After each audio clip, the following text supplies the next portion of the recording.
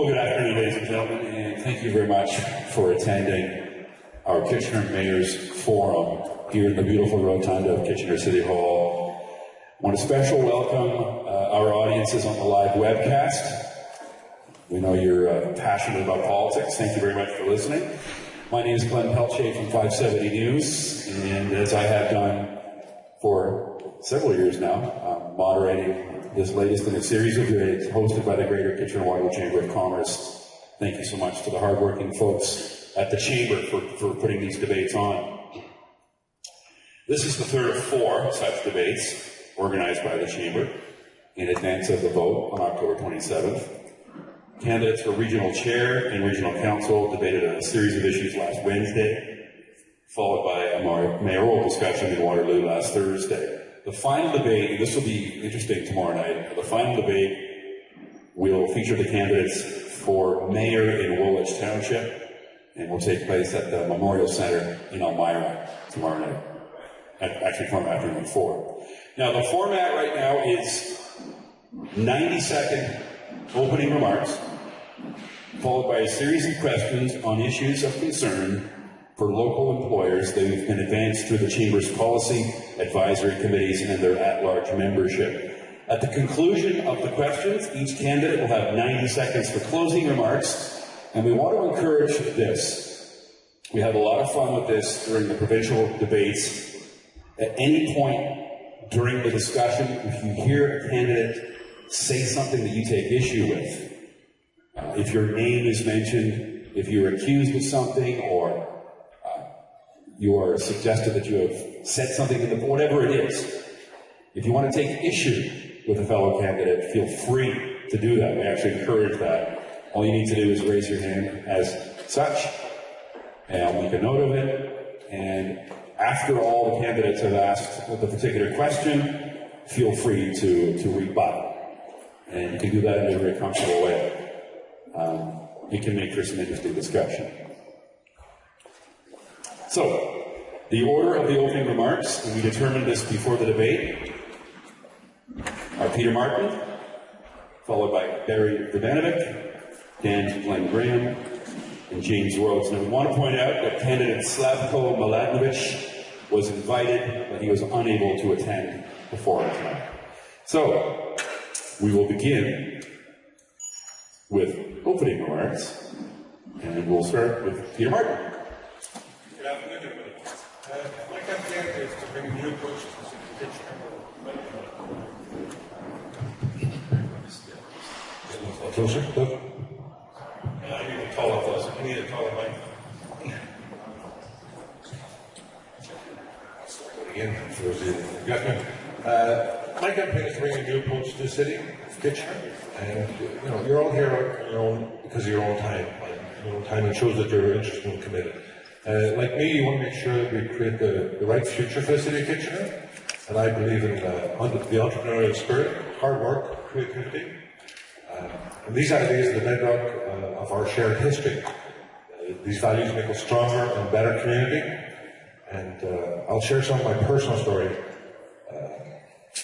I'm the ideal candidate to lead us over change and a new approach in the next 4 years. I'm a father of 3 grown children who are all on their own journey and expanding their lives. And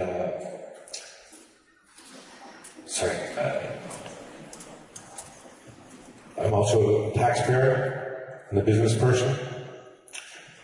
So I understand those things. Having been a business person, I've worked with upwards of 25 staff. I've had to delegate and do budgets for, address issues in a timely manner, come to resolutions, and from a business perspective, and I want to bring that to my new approach to City Hall of being creative and reinforcing those financial issues that we face. Increasing taxes is not on my agenda. I'll make sure that we keep them as low as possible. That's it. Thank you. Thank you very much. Peter Barry. Good afternoon, and thank you to the Chamber for hosting this afternoon's debate. When you consider the candidates and what we'll be talking about today, I'm confident that you'll see that I'm the only candidate who brings the combination of positive vision for our future and the skills, knowledge, and experience needed to get things done. My plan for our city includes 12 very specific ideas with 53 achievable actions. It's a plan with substance and it has focus. The platform I'm proposing for Kitchener has been built through thousands of conversations.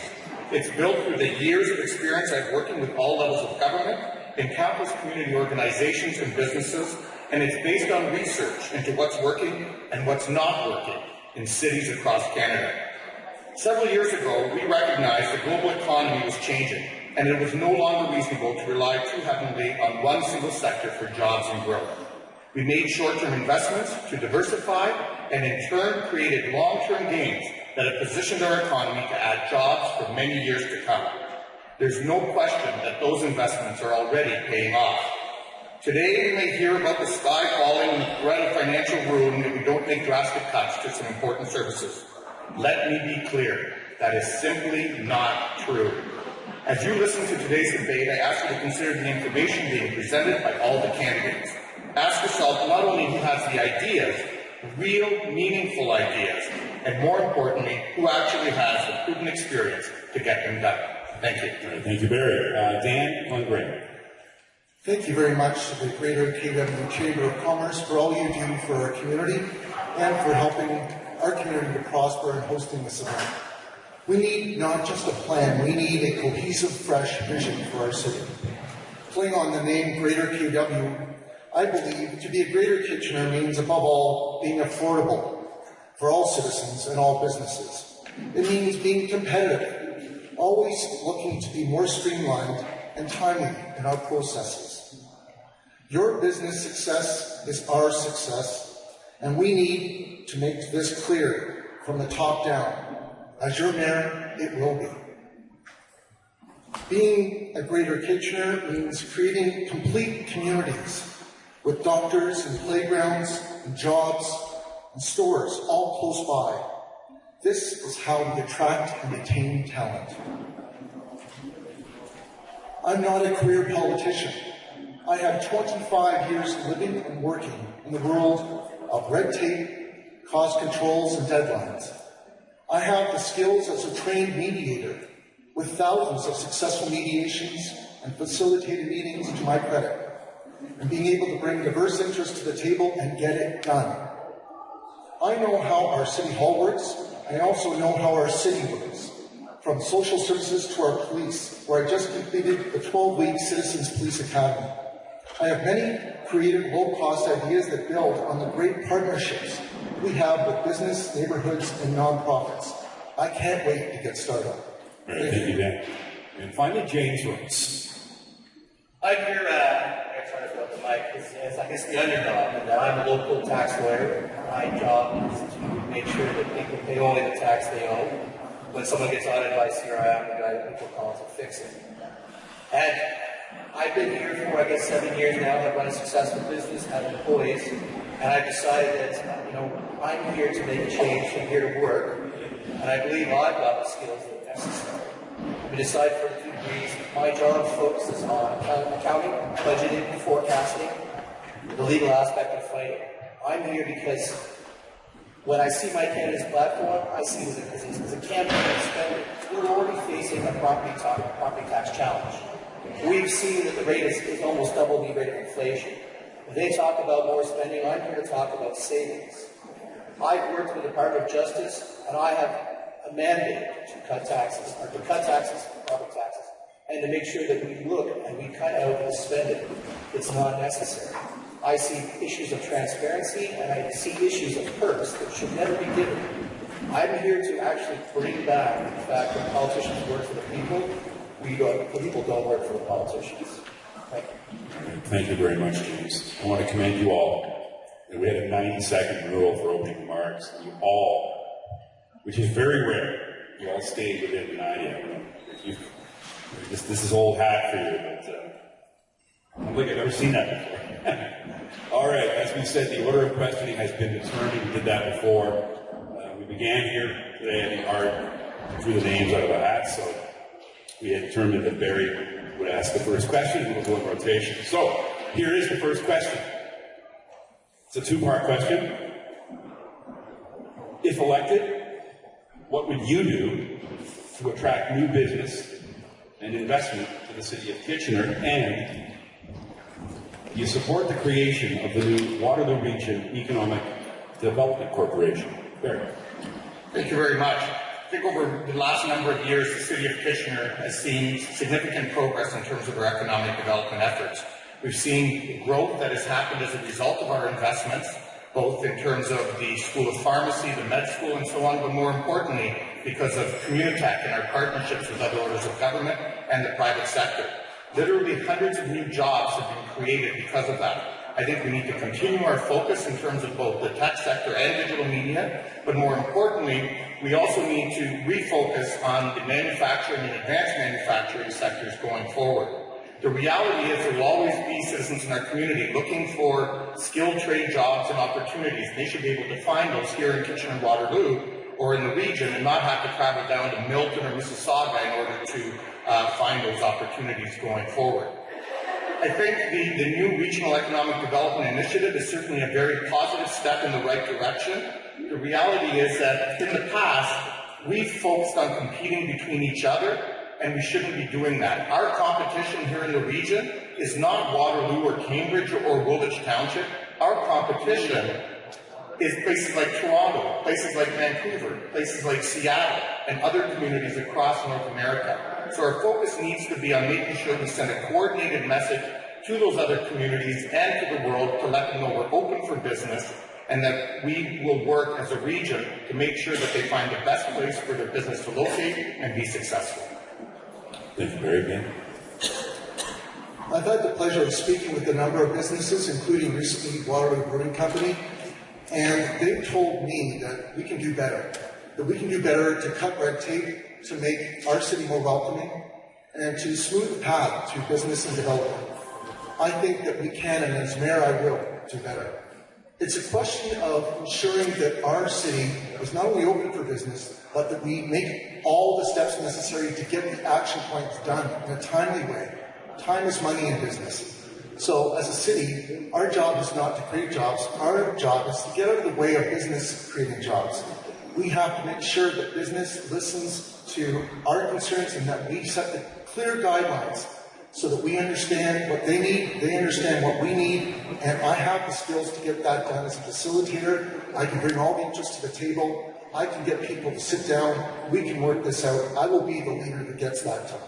In terms of facilitating those discussions at the regional level, yes, we need a strategic, cohesive action plan. There's no doubt, it's unquestionable. We all have to work together on that. The only question I would have is about what strategic focus. We can't do everything. We have a limited pot of money. So we have to be laser-like in our focus to California, to Western Europe, Germany, building on the assets we have in our community with existing partnerships. That's how we build a successful city. Thank you, Dan. James.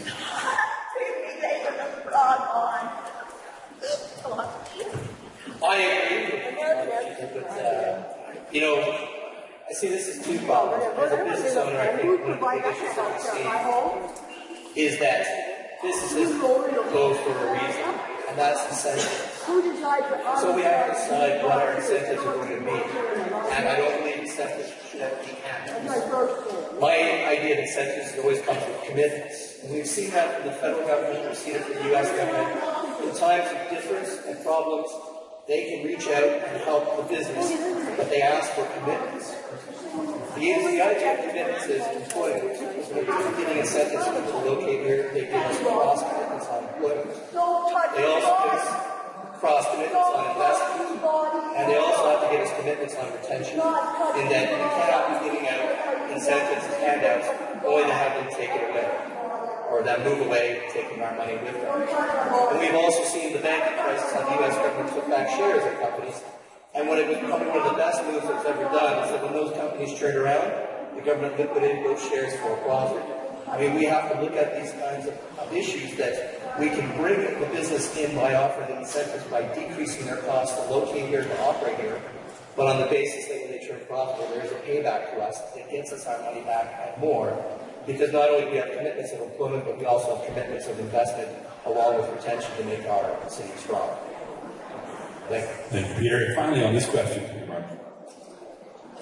Attracting new investment and new jobs will happen through osmosis. If we can keep the taxes down, they've risen by 30% in the past 2 terms. This is a shared history. I've talked about history earlier of light manufacturing. You know, everybody's hot on tech, and that's great. That'll grow and grow and grow. But we can't forget part of our traditional base is manufacturing. Remember, water taxes have gone up by 99% in the past 2 terms, and sewer taxes 199% in the past 2 terms. Those are the things that we really have to focus on, not too many platitudes about what investors will come here because there's a business pool, because there is a talent here. What will turn them off is these escalating costs of things that you need to have, like water, like hydro, and sewers. It isn't sexy, but that's the issue.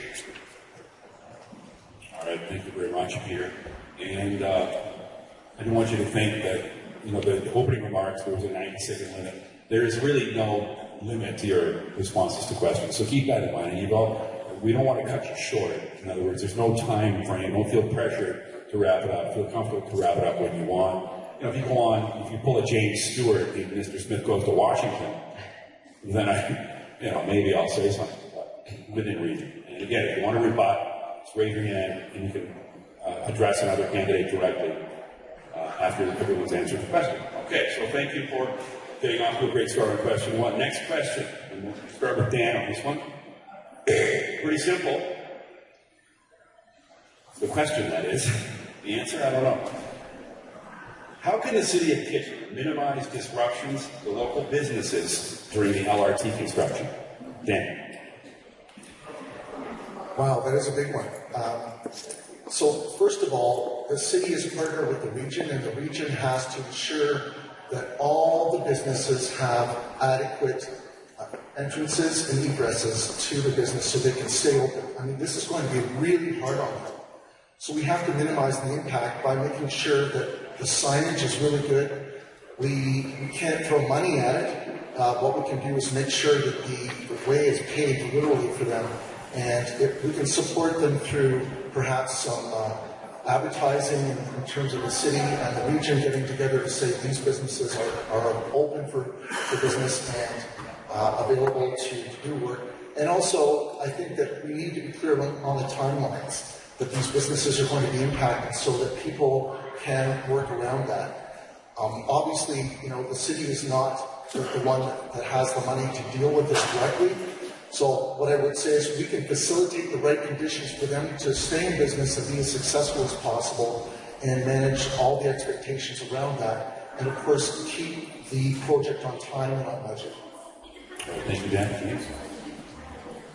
I'll do the first rebuttal at the start. I hear people talking about, making sure it stays on project, on budget. And I think that, we're going to have so little ability to keep them on budget in the absence of us going down and doing some of the work.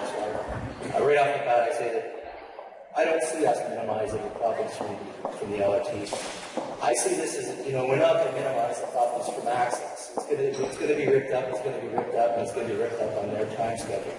The only thing I can see is that the region's added to the contracts already existing with some kind of penalty clause for timing, but as I understand, they haven't added any penalty clauses for people to ensure that development occurs in set timelines. So I see that the issues for the city, at least for the city, is to minimize the disruption economically. And we'll have to look at a hard look as, which is better, to give some incentives such as property tax reductions, which is counterintuitive to my proposal, or worse, to see these businesses close down because people aren't getting access. I think that the disruption that we're going to see is going to be on a scale that we've never seen before. And I think that the only thing that's going to help our businesses stay afloat is with some kind of incentive that they can operate fiscally on a lower budget. Thank you, James. Over to you, Peter. Don't be afraid to tell people the truth. That's what we didn't get in the construction of downtown Kitchener that I suffered through for 9 months. It was only supposed to be a 3-month project, and it turned into 9 and disrupted a lot of the businesses that were down here. So number one is to tell people the truth. Don't give them platitudes and say, well, Another simple thing would be the timelines. Try and stick to the timelines. Like a Jim's point about the budget, that is what it is. But if there's going to be between king and queen on such and such a day, let's make sure that's going to happen. And if it's not, tell them well in advance that it's not, that they're not going to be there. So we as business people can make those adjustments. We all know how to run the business, and whether it's shoving it up for a couple of days or whatever, and the staff agree, those are costs that we can control. The rest of it, that people will tell you they can't, because that's certainly what happened to me with the thing in King Street. And not one council, not one mayor came and said, how's it going? Sorry, the project is taking the wrong way with this. So that's the kind of people, and that's the difference in my attitude. When it comes to something like this, it's simple. Keep people informed, get them together to find their own solutions. Because business people are good at that. But when they're lied to and told, well, it's going to be a 3-month project, and then it turns into 9 months, and nobody says, well, it's going to be out some federal money for this and something for that. That's very disruptive. Okay? You know, it's going to cause disruption. How will it be minimized? Is by telling us when and whether they're going to be where they're supposed to be. And then stop and ask how it's going. And maybe they can then make a decision of whether to close up for a month and it's going to be there. That's it. Tell the truth. Great, thank you, Peter. And finally, on this question, Barry. Sure, thank you very much. And I think it's important to remember that the LRT is really going to be part of really moving towards a more complete transportation system for the entire region. Something that includes not only our roads and our trail systems, but also public transit, so our buses and obviously the LRT. I think as the project goes forward, it's going to be absolutely essential that the mayor who sits on regional council and is the link between the city and the region is going to have a strong voice in ensuring that the project moves forward in a manner that's both on time and on budget, and that the issues and concerns of Kitchener ratepayers are being addressed. He or she, well, actually it's all he, I guess, in a running, will be doing that in conjunction with the 4 other regional councils from Kitchener to make sure that Kitchener's concerns and issues are being brought to the forefront around the regional table. I agree with Peter about one thing, that we did learn some things through the downtown revitalization project around the impact on business and so on. I don't agree with him with the fact that nobody came and talked to him, because we actually had several conversations about the issue ourselves. Having said that, I think going forward, what's going to be key is making sure that we do have a strong communication plan, that timelines are being adhered to, that businesses and residents are being communicated with in terms of what the impacts are going to be on them, and that we do that in a way that's done timely and it's done cost effectively. It doesn't need to be a huge expenditure, but there's all sorts of partnerships that can be established, both with the BIA as an example, with the Chamber as an example, as well as with local media to convey these messages, and also working with the businesses directly in order to make sure that their concerns are being addressed in a timely manner. All right, thank you, Barry. Moving right along, 3rd question. It's about arts and culture, and it's not whether you support arts and culture, it's more convoluted than that. And we'll start with James on this one. Do you support funding for the arts and culture sector flowing through the Creative Enterprises organization with appropriate accountability measures in place? If not, how do you propose supporting the arts and culture sector? James. I do support the measure in that I feel that budgeting is one of these problems, and it's great to have a budget of funds, but how to spend it is a completely different matter. I like the idea of qualified experts on any kind of budgeting matter being able to say what they feel gives us the biggest impact for our community.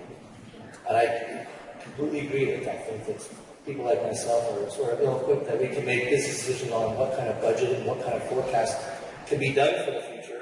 What is to minimize the impact on property tax. But for how the money is spent, I like putting the money into the hands of people who are the best qualified to understand the impact, to give us the best value for the dollar. Because at the end of the day, if I'm looking at spending reduction, I want to ensure that I'm putting the money in the hands of the experts who can spend it. Right, thank you, James. And over to Peter on this one. My kids are all in the arts. My son's doing his PhD at the University of Toronto, doing technologies and theatre. He got his funding for that because she did a PhD. He worked hard to get that funding. My daughter wants to learn a program doing all their social media. I was just talking about my job board and trade. So when my son went to university over here in Waterloo, on their graduation they were told they might not end up working in the field. When my daughter graduated out of Ryerson, she was told by the gentleman who gave a convocation that they would take those arts degrees and be hired to do other things. They might not necessarily end up being actors, artists, whatever, but they would be hired by other people for their creative minds. And if we would listen to their creative minds, and as business people, which is what the business community does, and does very, very well, it steps up and gets them money. The CE would be a great organization if it was structured in such a way that we go and get matching funds. How do they distribute? You get all the artists and business people that are interested in funding the arts, get them all together and say, here, you guys come up with something. Because we all have a great product, we all have great ideas. Why the arts struggles? And we have such a creative mind. Sometimes it's a linear thing. That's why you need some business people in there, good leadership from Sun Life, from all sorts of organizations here that work on the boards of the symphony. I think sometimes it's councillors that are on those boards that get into their own little fiefdoms and maybe stew things in our way because they want their tickets to something or whatever, and that's all they care about. So let's work together with the arts and the business people in the community who put up a large part of the money. The funding from the different levels of government, again, people in business know how to go about getting that much better because they move in those circles and say, here, let's get it. And so do the artists who work to represent those organizations because that's always the way it has been. You can cement that by bringing people together and telling that story of what creative minds can do. Thanks, Peter. Barry? Thanks a lot. And I think for many of us, we recognize the importance that the arts and culture sector plays in all of our lives in terms of the quality of life that we enjoy here in Kitchener. But more than just what it means for us as individuals, it also has an important role to play in terms of economic development and both the attraction and retention of employees into our community. You know, when you talk to some of the companies in town, companies like Google, companies like Desire to Learn, companies like Vidgard and so on, they will tell you that the arts and culture sector and the strong arts and culture sector is extremely important, together with the music sector, to ensure that they can attract the talent and provide the creative kind of environment that helps their employees be successful in the companies that they have. When we talk about CEI specifically, CEI and the arts culture really needed to recognize that there's two sets of organizations that exist in our community. There's the legacy type of organizations, the large ones, such as the Centre in the Square, such as the Symphony, such as the KW Art Gallery, that have a particular set of needs. Then we also have smaller organizations, more grassroots organizations. Groups like the Register Theatre, which, quite frankly, was one of the groups back when they were pursuing the old St. Jerome's Theatre before the building burned down, to try to make that a theatre that led to me running for council in the first place.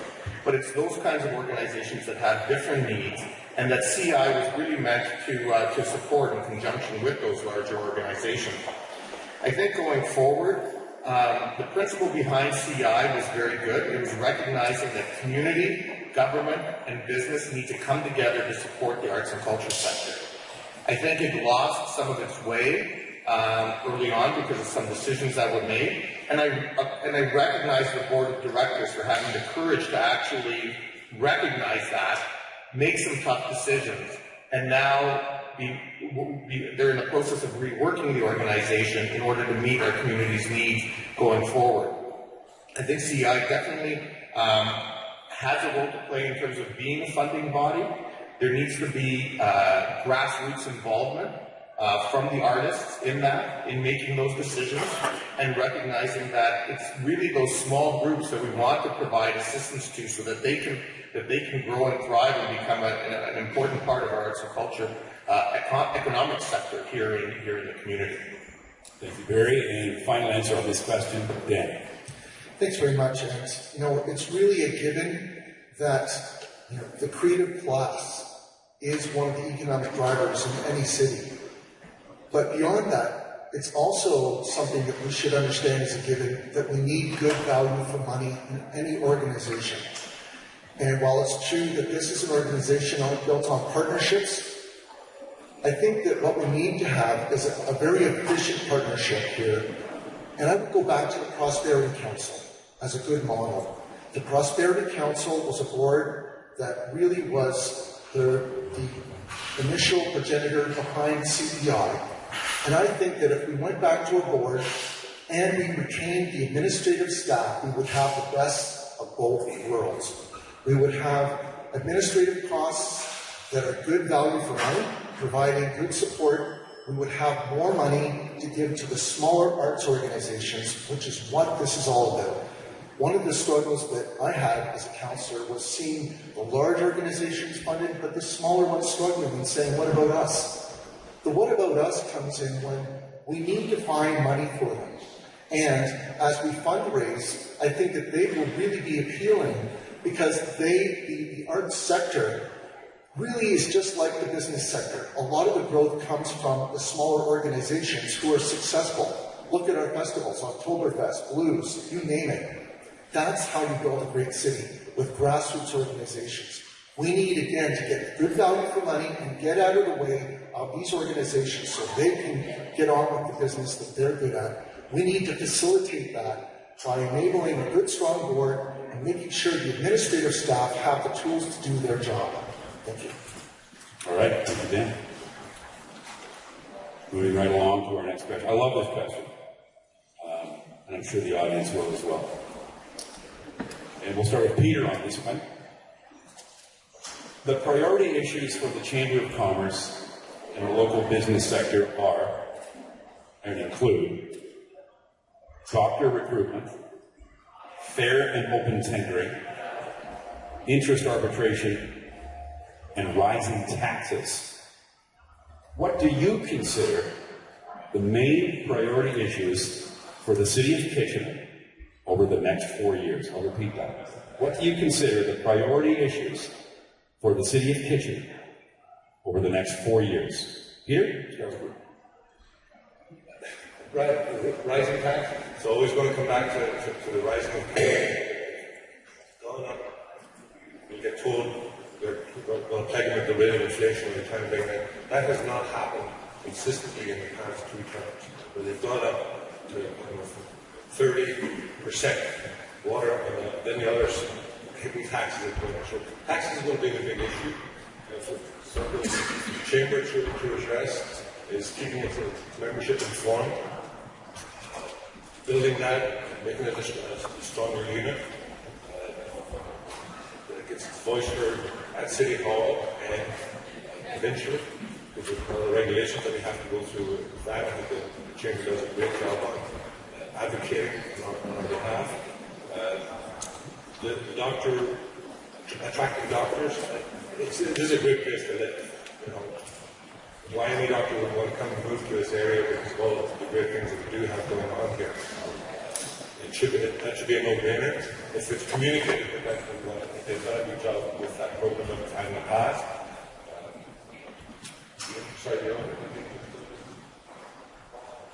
Interest arbitration. Interest arbitration. That's a technical question I'm not familiar with. No, those are the Chamber's priority issues. You need necessarily address that. What do you consider to be the main priority? Sorry. Yeah. Those are the main things. So you mentioned rising taxes as at the top of your list. Okay. All right, thanks, Peter. Barry? I would come down to 3 priorities for the city. First of all, managing growth. Secondly, growing the economy. And thirdly, accountable and transparent government. I think when we focus on those 3 and we start talking about managing growth, it's really recognizing that we need to bring a focus back onto neighborhoods throughout the city. We've made some important investments in the downtown over the last number of years, and those investments have helped us grow the economy and create jobs. But it's now time to take some of those experiences and spread them around the city and ensure that the kinds of successes we're starting to see here, we're seeing in all our neighborhoods, as we ensure better transportation, as we ensure more complete neighborhoods that are walkable, bikeable, livable, and where we ensure that we work and partner with our neighborhood associations and use our city facilities, such as our community centers, better to serve the needs of our community going forward. Managing growth is a top priority that I continually hear at the door, and that came out in our recent Vrbanovic survey as well.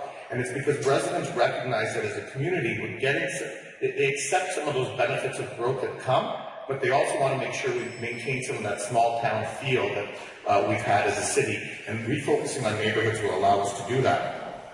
On the notion of growing the economy, clearly creating jobs is a top priority, and one of the roles the city has is in facilitating that creation.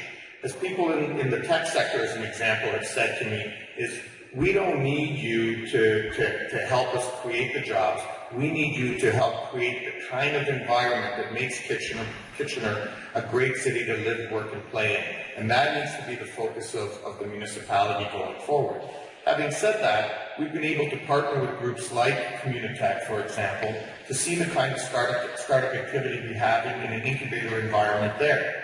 We're doing the same thing with the digital media sector right now down at the old post office on Gaukel Street. I think that same approach, and London has done this as an example, of bringing partners together in order to create an incubator for both the industrial and the manufacturing sector, is a way to reinvigorate that sector in conjunction with our manufacturing innovation network. So that's one priority from a job creation point of view that I'll be focusing on. Secondly, I'll be focusing on small businesses as a growth area in our community going forward. Finally, when it comes to accountable and transparent government, I think this is an important one to focus on, because it is something that our residents say is important. And the city's made some significant moves forward with a 5-year plan moving towards open government, open data, making as much of our information available. We have, for example, already a code of conduct for council that we put in place this term.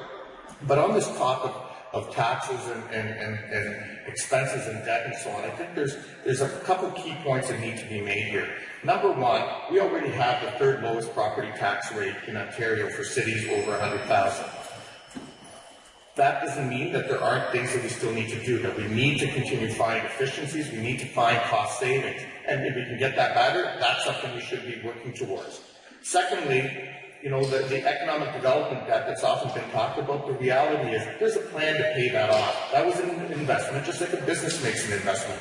And over the next 8 years, we're slated to pay $59 million of that debt off as part of our normal budget plan, without any huge cuts, without any significant investments. And finally, on that note, I want to just emphasize that EDIF has already created has leveraged over $1 billion in new investments in the city through both private sector and other order of government partners. Thank you very much. Dan. Thanks very much. I will start with the last priority, which is lowering taxes, because I think that really it comes down to the question of affordability. Affordability for not only taxpayers, seniors trying to stay in their homes, but also businesses. And it's a question also of value for money. Yes, we had an investment fund. Did we get the best value for the money that we could have? I have some serious questions about that. And so, of course, there's a plan to pay it down, but we always have to have the philosophy that we can do better, have a philosophy of continuous improvement, that we can always strive and ask our staff who are on the front lines for opportunities to save money. And that's the key, is really having a mindset of innovation. And that's where I want to go with my second point. We can become Innovation City by tapping into our greatest renewable resource, which is our people. Our people who are our staff here at the city who have great ideas. I've spoken to so many of them that say, if we were only asked, we could save the city a lot of money. I've spoken to a number of business people who have ideas about saving money. We need a culture that is open to listening to those things. And accessibility is my hallmark. I've been the most accessible councillor by being at the Kitchener Market almost every week throughout my term, except when I'm on holidays or away. during a conference. No one has ever done that before. I will do that as your mayor. In addition, I'll go to community centers and I'll go to malls. I'll go where you are. I'll listen to our staff. I'll do an extensive tour. And I think we really need to be out in the field to get a sense of the opportunities that are out there. They're all around us. We just have to listen to them. We can create Innovation City by doing so many things. We can do it through government. We can do it in our neighborhoods, where we have our opportunities to do things innovatively there by doing, let's say, a splash pad that costs $400,000 to build a concrete one. Well, we can do an inflatable one with water that costs less than $1,000. So we could put splash pads that are green throughout our city. We could do micro dog parks so that we have an opportunity to have more accessibility for people that have dogs. There's a lot of things we can do to create neighborhoods that are really livable, walkable, lovable, and don't need a second car, so that they're complete communities. Innovation City means we listen to each and every one of you. The third thing is the environment. We can set priorities that really put the environment at the top of the list, because we know that's critical for not only you, for your children and grandchildren, but it's the responsible thing to do. I'm the only politician in the region that sat on Climate Action Waterloo Region. I put my time and effort into it. That's the kind of politician I am. I roll up my sleeves, I get immersed in it. I don't just show up for photo ops, I get involved. That's the kind of person I will be going forward. And what I look forward to doing is setting benchmarks, like a 1% energy reduction like London has done. I think there's opportunities for our city to really establish being at the forefront of environmental leadership. We have Sustainable Waterloo Region here, that's fantastic. We can do better. We can set benchmarks like London has done, where the arenas actually have competitions amongst each other to save energy. We saw an article in the paper today about light bulbs that a firm had. I see a lot of lights on at some facilities. I think we could do better in that. Yes, it's an investment, but there's a long-term payback. There's opportunities all around us. If we have the innovative mindset, we can work together, we can get it done. I think that we need to get our house in order financially and tap into each of our ideas out there. As a political leader, as your mayor, I would be the one to set the tone from the top to make sure that culture was pervasive throughout the city and that we truly were open for business and innovation. All right, thank you, Dan. Finally, James, on this question. I always feel like I'm aware about this event, because I actually feel like I hear the question and I'm going to answer the question. I'm going to answer it in the reverse format. So the issue with doctor retention, I guess I'm not because my brother's a doctor, and I see that, it's one of the best businesses I've seen as a business model, in that they are no shortage of clients. They literally can open up and people want them, and they don't have to pay because you've got exposure to back them up. The one thing that I see affecting them is what their biggest expense is, rent. And you will see them in shopping malls where there's a pharmacy, because they get rent reductions, they get a discount. That's the incentives to bring doctors in. If you're good, we've got a great community, and they'll be here for the community, but if you want to bring them in to operate as a business, you give them the incentive to show them how they can profit even more. And again, with the guy who's saying, I'm here to save, I'm here to cut property taxes, it might be like, it sounds like he's giving away the property taxes. And the idea is, though, that there's some business you have to pull in for the greater good, which is, if we get our patient-physician ratio down, then I think that makes a much better city picture for the rest of us. And I just see that as with one bullet point as getting doctor retention. As for the fair and open tendering, I just see that as an issue of City Hall and with the legal department. Our request for proposals is something that's not new.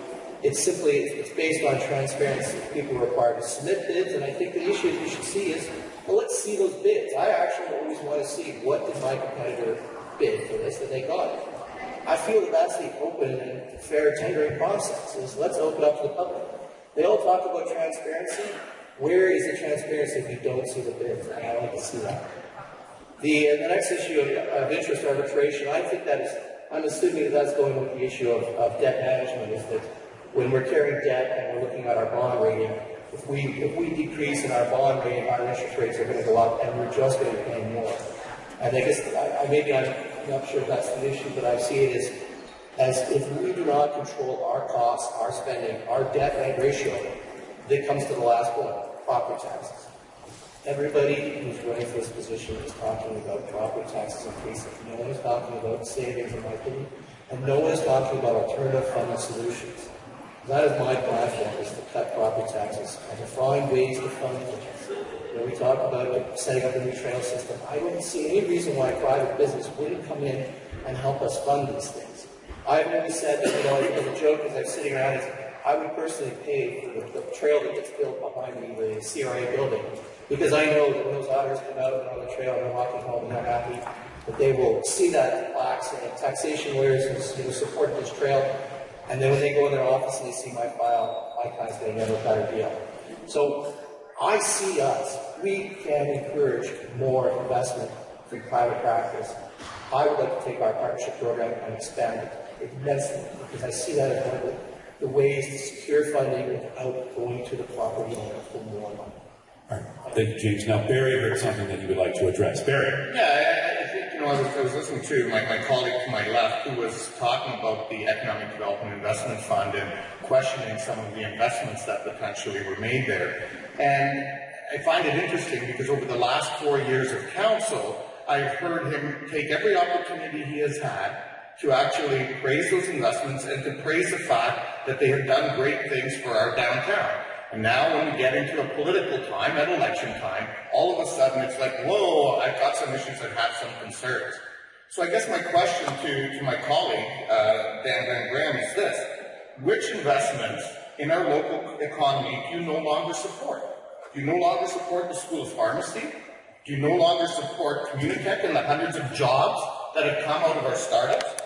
Do you no longer support the Central Library? Or maybe it's the School of Medicine that has provided us with additional doctors, providing thousands of residents with family doctors that didn't have before. Dan, you want to address that?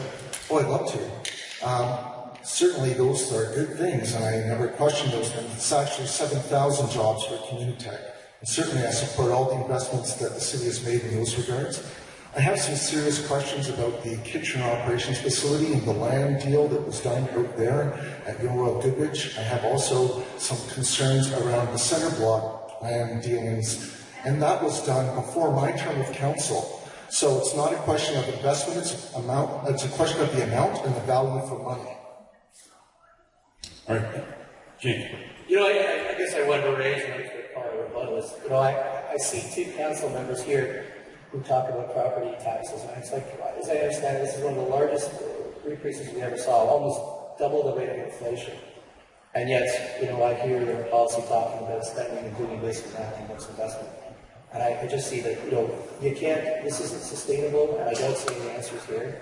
And then I hear them, bickering with each other almost about how the money was spent, and I hear about how it works. Thank you. Move along to the next question. And going in order, we begin with Barry on this one. As mayor, part of your job is to represent city residents on regional council.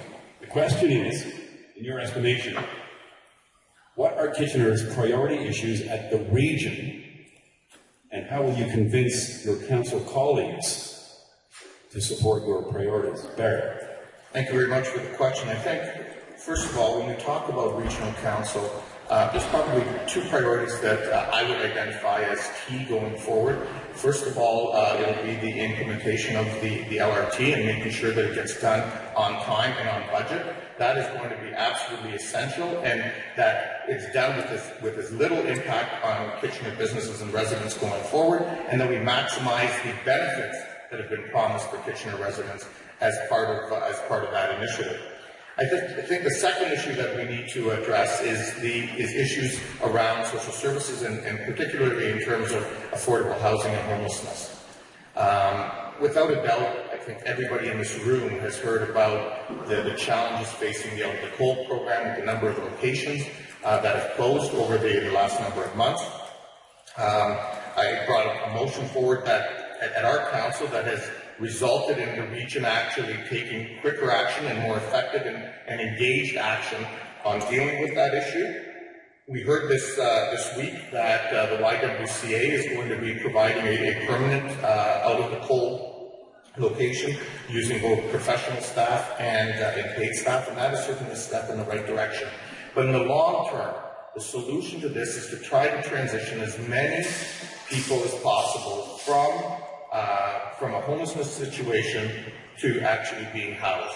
And that's one involving the other orders of government, the provincial and federal orders of government, to make that happen. And whether it's trying to convince my colleagues on regional council, and I've had a short period of time on regional council back in my first term of council, but I've also, more importantly, had significant experience working with provincial and federal governments during my time as president of the Federation of Canadian Municipalities. I have the proven experience and the ability to negotiate agreements with other orders of government that benefit our community. And I think through doing that, we'll be able to not only influence the policies and the decisions the governments are making, but making sure that Kitchener and Waterloo region get their fair share for things like affordable housing projects and other initiatives like that. Thank you, Barry. Dan? Thank you.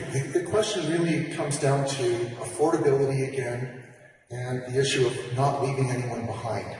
So the affordability issue touches on LRT, of course, and it touches on issues of the poor being able to afford to live, and seniors, but it also touches on issues like police, because we have a large police budget, and we have to ask, what business should the police be in, and they're looking at that, and I really respect the work they're doing. I think they're really being very strategic. It's a question of, again, how big should the police budget be? And while it's fine to compare the police budget to other areas and other regions, I think we have to look at the affordability as the key driver of that. And so when it comes to LRT, we really have to look beyond the initial cost of it to the operating subsidy. We have to look at how this will be really effective in the long term. I hope no one, I don't think anyone here is questioning LRT is going through, and it should be a benefit to our economy and our society. What we have to do is make sure it works for our society and keep the costs under control. The other aspect is social housing. We cannot, as a prosperous society, afford to leave anyone behind. And so we have to not only provide stability of housing, we have to make sure that we're involving the people with lived experience at the table.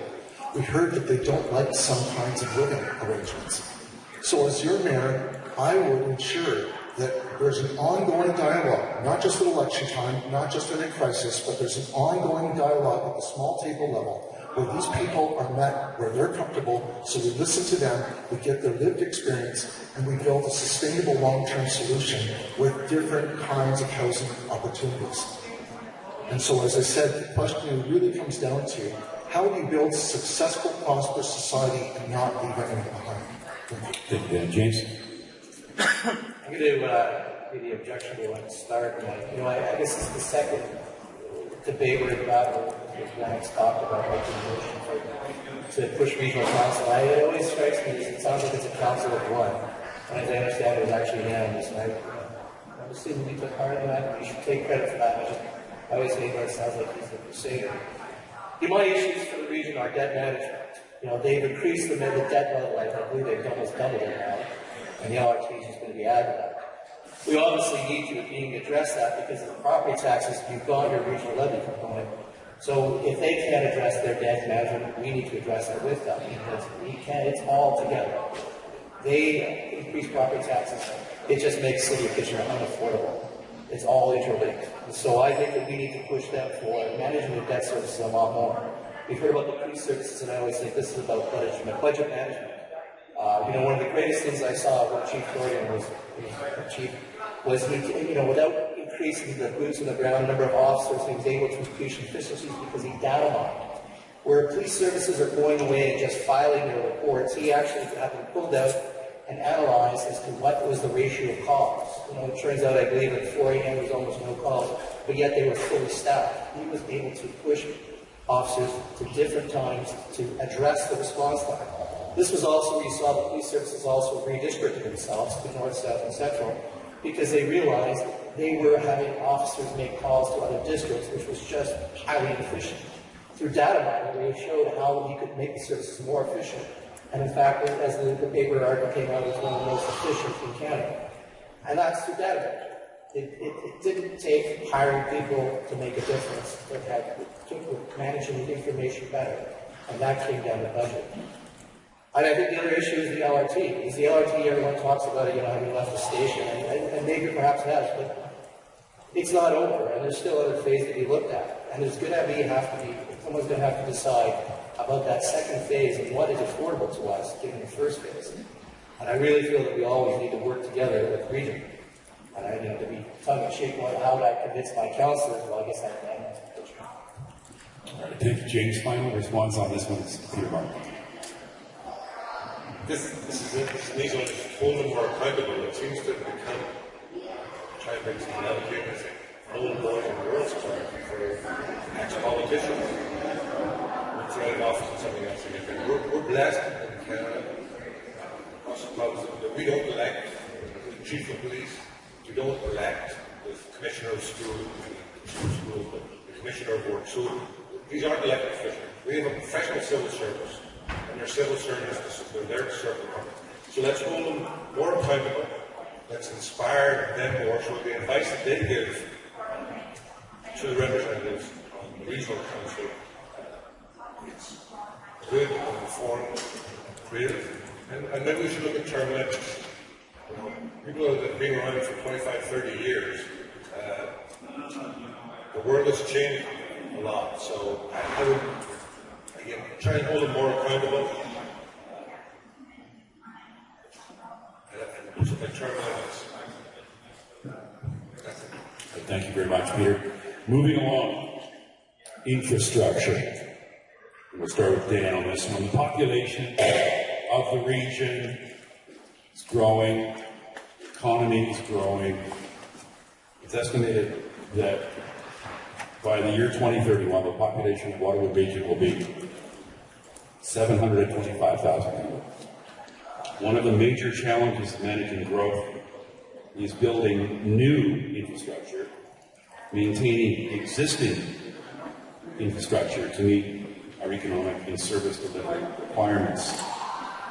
In many cases, the cost of maintaining and building it exceeds the money available, the resources available to municipalities. The question is, what are your ideas to address the challenge of infrastructure across the region? Dan.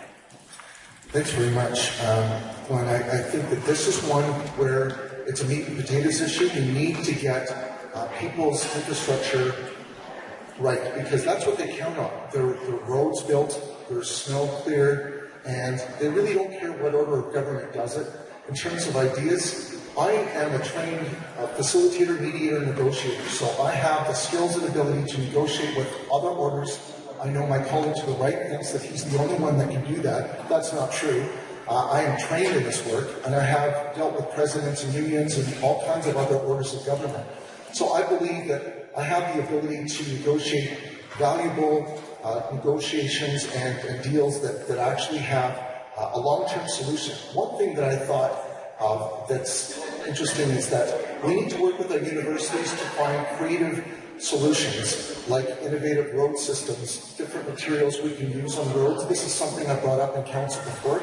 We have the engineering department at the University of Waterloo.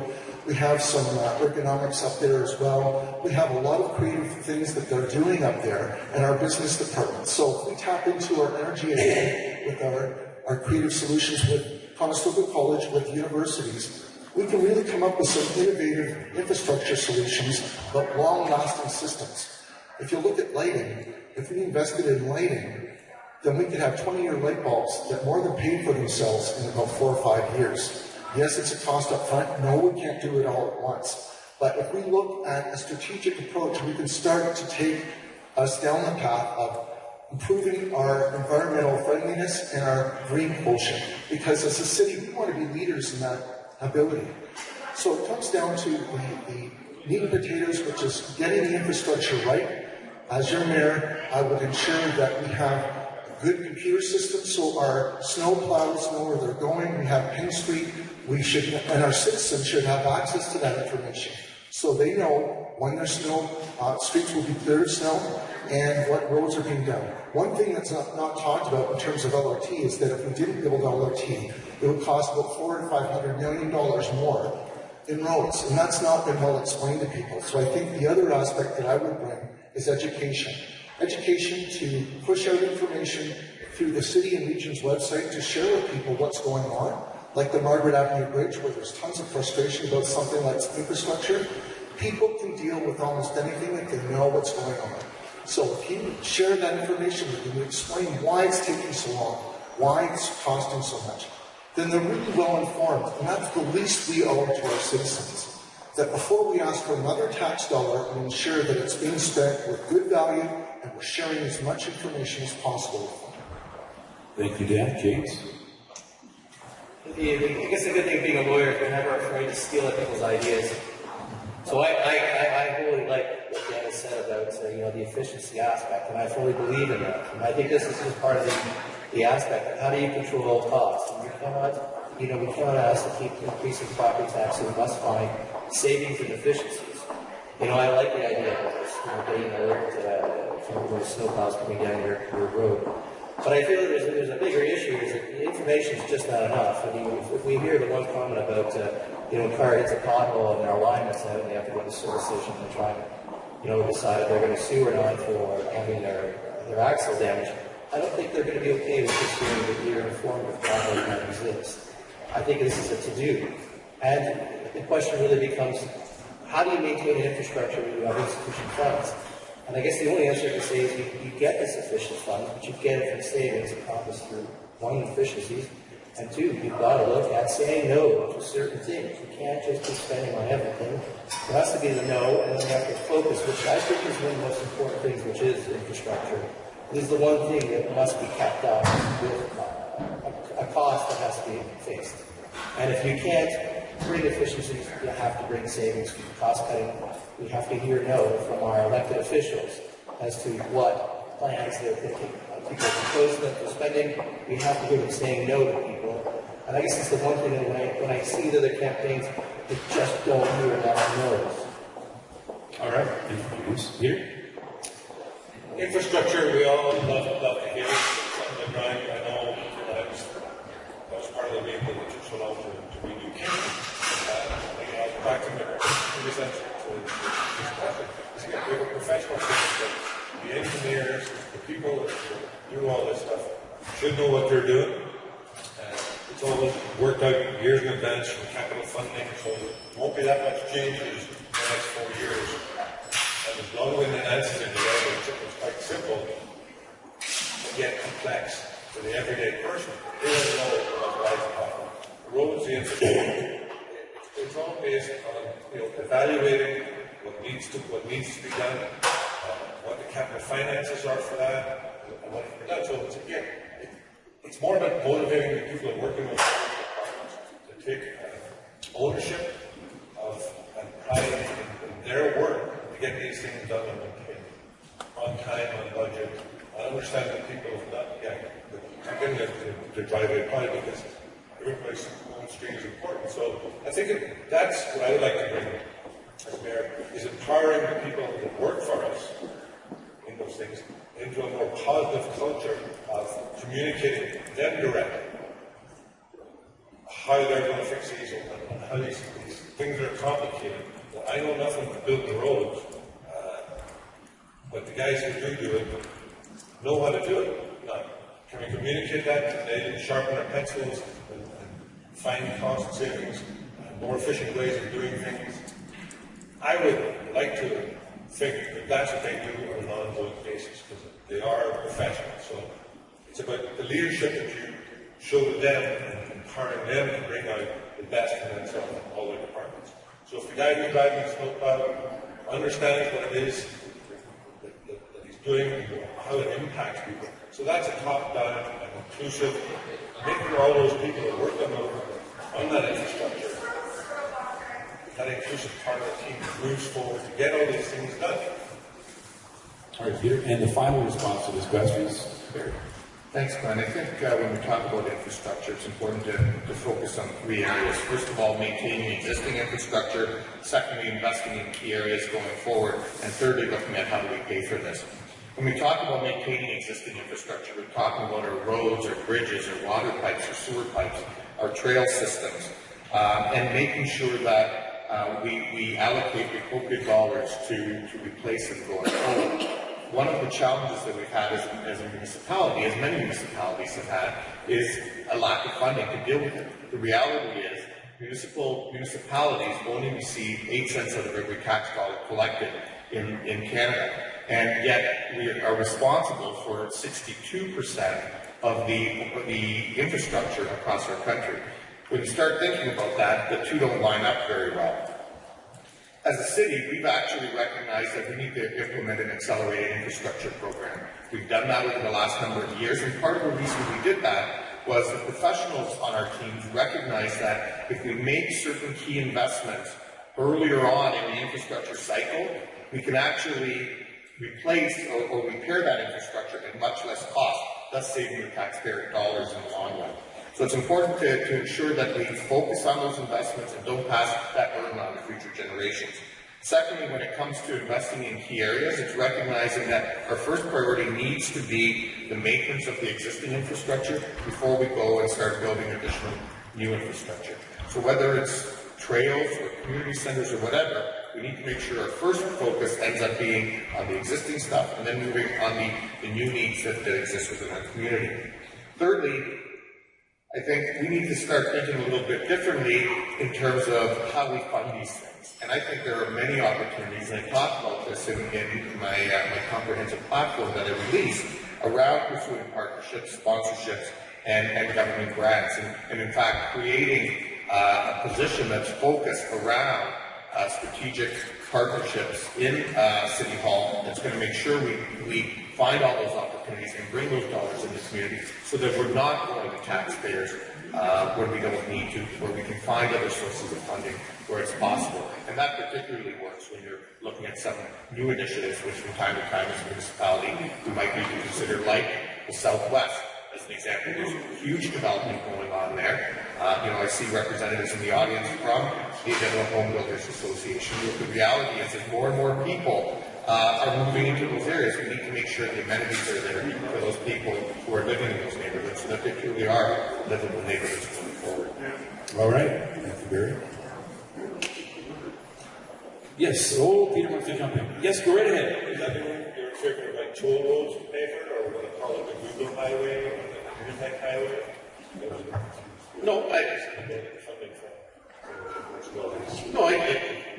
Sponsorship. I'm confused when you say a sponsorship issue, something in the end of the road going to be a arena after various individuals. well, as an example, quite frankly, we developed a partnership with Activa, who contributed $500,000 towards the Activa Sportsplex, which allowed us to put the walking track in, which has now been used by thousands of residents for free on a regular basis to actually improve their health. It's those kinds of partnerships that I think we can pursue going forward, and there's many more opportunities for that. And that's something that Council has actually already adopted in giving some direction to staff on. And I think there's more opportunities in the dialogue I've had with the business sector and others on that. Dan, you want to jump in? Sure. I just think it's important to note that, like many of my colleagues, 12 points, a lot of these things are already in play with the city, that these are city initiatives that are already being pursued, and that while there's a lot of thought and strategic direction behind them, that they didn't originate with my colleagues. So I do think that there's value in the concept of sponsorship. I certainly think that trails are an opportunity. We do draw the line at certain things, but I think that there's certainly a lot of opportunity for initiatives, but they certainly didn't originate with my colleague. James? I'm going to add to that. And say, it's easy for us to see partnerships on the sexy things like community center. But you know what? I'd really like to see who's going to go fight for the name rights for the sewer system. Barry? I guess I have to respond to my colleague, because we made reference to the 12 ideas for a better Kitchener that I put forward. And I guess the important thing to remember here, and I held 3 open sessions where I shared those ideas, where media were present, where media challenged me on those issues, because I believe in accountability and transparency. I simply didn't post them on the website and figure that this is a way for me to avoid being accountable to the taxpayers that I'm looking to elect me.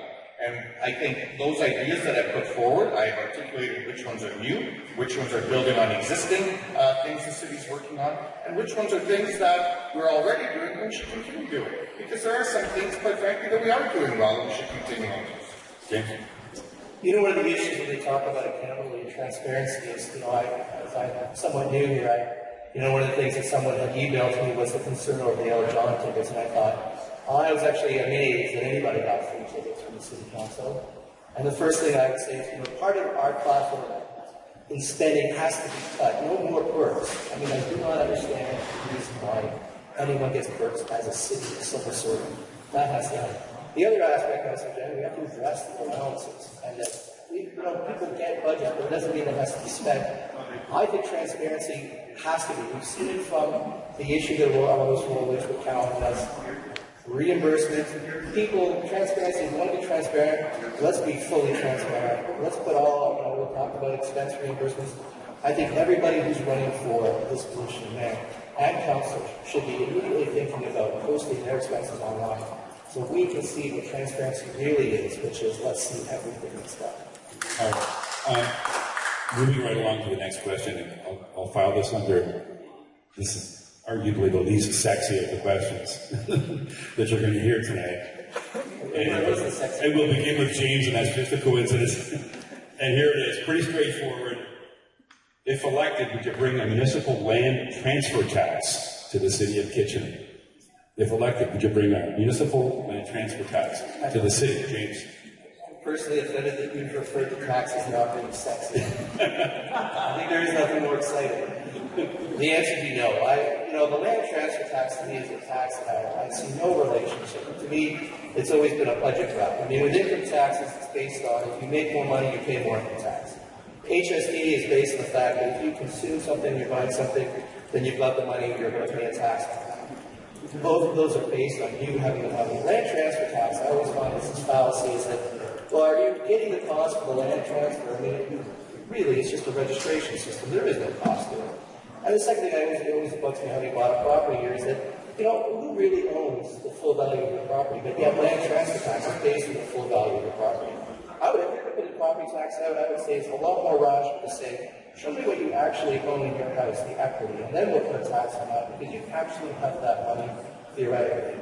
So the answer is no, I'm fully against it. If they are going to do it, I would say it's a lot more rational basis than just figuring out what the full value of that house is, because I really oppose tax systems that are based on the fallacy that the people have the money. Thank you. Peter? It's interesting, I was watching Gone with the Wind last night. And that was one of the big issues that Tara couldn't come up with the $300 the new government installed on their property. And the carpet bankers. I'm not sure if any of you are familiar with that. So I think the simple answer to that is if you give them another tax, they'll just keep taking it up and up and up. So that's a resounding no. Yes or no question. Anything clear? The answer is an unequivocal no. While I do think that municipalities need to have the ability to look at ensuring that we're getting additional funding, that's not an area that I think we should be pursuing. If you look at our local construction sector, it took some hits, particularly during the recession years. And I think the absolute wrong thing we could be doing right now is introducing a new municipal land transfer tax that's just as they're sort of starting to come out of it and breathe a little bit. All of a sudden introduce a new tax that literally is going to decimate them. I've seen numbers in Toronto right now, just for everyone's information, is the only municipality that has one, but I've seen some numbers in areas for like London, Mississauga, Hamilton, and so on, in terms of what the impact would be in terms of job losses, in terms of less transactions that would be happening in transactions that would impact actual home purchasers. And the numbers are staggering. Quite frankly, I don't think that our community and our economy can afford that happening. I think it would be the wrong way to go. Thanks, Barry. Pam, final question? Answer? Wouldn't it be great if I was the only one just for fun that said yes? But I don't think I'm going to. As someone who is a very fiscally conservative person, and I really think we need to respect each value of each taxpayer dollar we get from you. Look, this is not something that we should be going forward with. Our business community, and I've spoken to them, said, we have concerns about the current charges and the value for money. We need to get our house in order and do our business more efficiently. If we do everything else, and growth isn't paying for growth, we can have a discussion about different things. That's not the way to go. Growth should pay for growth. We can look at fees, but we're not just going to throw another tax on that. We need to reduce our expenses. That's where we should be focused on. That's where our energy should be. And our initiatives should be looking for efficiencies and working with these partners. That's, as your mayor, what I would do is bring these partners to the table and get it done. Look for opportunities to save money and say, how can we work more efficiently for you? Thanks, Dan. Next question, and we'll start with Peter on this one. Deals with manufacturing. The city has a long and prosperous history in this sector, as we all know. However, the city has experienced significant change over the past 10 years with a shift to the new era of, quote, advanced manufacturing. The question is, what support should City Council provide to this particular sector of advanced manufacturing? Peter. Again, the word support, I'm not sure what that means. Most of the small manufacturing companies, individuals that I know that own those companies, are strong enough to stand on their own 2 feet. I talked to Frank Lindsay, because somebody brought up this funding the Waterloo Regional Airport. And he told me very succinctly, because he's an old-fashioned manufacturer of auto parts, that he needs it. He's a plane, he's incredibly wealthy, he flies to California to visit people in Silicon Valley and like that. But his concerns were simple: the taxes, the water, because he uses water. He feels as though he gets demonized. He treats the water well and puts it back almost as cleanly into the system as is warranted. So those are the main things. It's holding and looking at those. That's what this city was founded on, right from the days of Berlin. It was small manufacturing. And those are the guys like myself who, come and realize their dream, have an opportunity, and we just don't need to get bashed over the heads by ever-increasing taxes, because that's the untenable thing. What ends up happening, if you cut your own salary, or you try and become more productive, you do all these things, and then, again, some of this municipal tax idea, who comes up with that? And those are the kind of things that businesses fear more than anything else, is just increased taxes, because it is something that doesn't, the rate of inflation, you can be coming up with pay increases for staff, and those other cost of living things. But when your property taxes and your water taxes are going up at the rates that they're going up, it's very, very hard for a business to factor those in and make it attractive. So that's what small business needs. It doesn't need support. It needs people to look at those rising costs that the city can get a handle on and bring down. All right, thank you, Peter. Gert? I think there's a number of ideas that we as a city can be pursuing, particularly with respect to the manufacturing sector. I think all of us know the kinds of hits that we've taken in recent years. The closing of Bud, just last week, the closing or the last shift of Schneider's as it does its wind down over the next number of months. While we've made a lot of progress in terms of diversifying our economy, where we haven't been as strong as we can be, is refocusing on that manufacturing and advanced manufacturing sector. As I talked about earlier, one of the ways I think that we can see that grow and support that is by making some small strategic investments like we did with Communitech, in partnership with the private sector, in partnership with other areas of government, to look at an incubator for the advanced manufacturing and industrial clusters of our economy. London has done that in conjunction with the University of Western Ontario, the private sector, and so on. I think we can learn from some of those best practices and take the kinds of successes we've seen happen here with our tech sector and have seen happen here with our digital media sector and apply them to this area as a potential growth area for our economy. We're extremely fortunate here. We've got two excellent universities. We have an incredible community college that trains all sorts of people in the skilled trades and gives them the skill sets they need in order to be successful in the kinds of companies we're talking about. Let's make sure we take all of that and we partner with them and create an environment that's going to ensure better economic success for all of us going forward.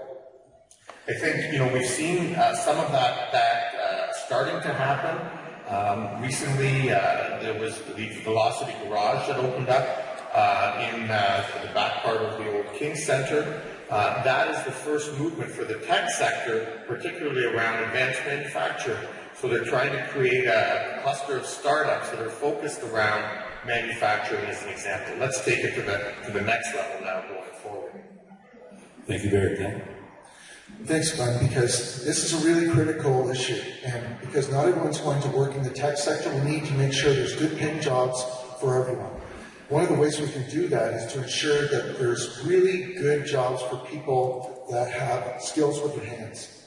We need to make better connections and encourage them for apprenticeships and pave the way for these people out of school so they see that there's great opportunity in our region where 20% of our jobs are currently in advanced manufacturing. So there is a hope for these people. We really need to ensure that it's not just about growth in high tech, but we have jobs for everyone. And one thing as your mayor that I would do is to certainly work to ensure there's shovel-ready land so we don't lose businesses that go courting, and we have the opportunity to make sure that we're working not only regionally, but the city is certainly an active partner in making sure there's lands available for people to develop. That's a concern I've heard out there, that we weren't ready at the right time and we could have been. So that's something that I would certainly pursue. The other thing certainly is partnerships. And I think we can do better working with business and saying, what do you need from us? And there's ways that we've done that by reducing our development charges for growth, so that the Waterloo Brewing Company pays 50% of the development charges instead of 100% now for its addition, which is fantastic because it's creating new jobs in the area. So I think that the real opportunity here is to say, how do we leverage the assets we have, which is our universities and colleges and our talent pool here, also to entice the people that want to come to the area with ambassadors, because we have great assets in our businesses that have connections in California and Europe. So how do we use them as ambassadors to welcome more people? As your mayor, I would do that. I would be a strong ambassador to tour people around here, show them off our city, our points of interest, and say, we have a great quality of life here. We have created the right conditions for your success. Now we want to make sure that we get out of the way, and your success is our success. Thanks, Dan. And finally, James. So I never knew what advanced manufacturing is, and I just sort of say it's like compared to unadvanced manufacturing. I'm in favor of jobs, but I always see the word advanced manufacturing mean less jobs in the industry. And I want to move industry here because I think the most important thing that we can say is to offer the jobs. And, we've heard, Dennis talk about, reducing development charges. And I always like this, I don't want to sound repetitive like a politician, but, I talk about incentives, getting people to relocate here. But I always say there's a difference between a handout and a constraint, a contract. You relocate here and you offer us incentives. You offer us, employment, investment, retention. You have the promise to remain here for X number of years to ensure that we get our money back. I do not want to see any more handouts.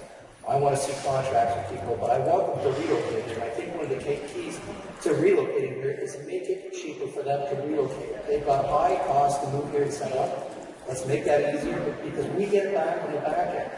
It's like when you're buying a mutual fund. You don't want to pay the upfront fee, you pay a back end because it gets you into your investment with more money into your investment. They get their fees, they just ensure that you stay there with them. That's what I think is the issue here. I also see the issue is the manufacturing processing tax credit. Let's make it geographic specific. There's no reason why the provincial government and the federal government can't work with us to help people relocate to Kitchener by offering them a tax credit. It's not funding, it doesn't come out of their budget, it's just a reduction in their tax to allow them to relocate here, to have the funds to start up, the cash flow, while retaining the ability to make a profit. In which case, we have a sunset clause that after, say, 5 years, there's no more tax credit. We've relocated them here, we've got them here, we've got them, we're signing agreements to stay here, and we accomplish what we need, which is to move the manufacturing into our locality. All right, thank you, James. Peter? I don't completely exceptional with Barry. He lost Snyder's under his watch. He was here. What did he do to support Snyder's? The question was, what are you going to do to support small manufacturers? A backbone mom and pop operation that employs anywhere from 25 to 50 people, or 100 or 200.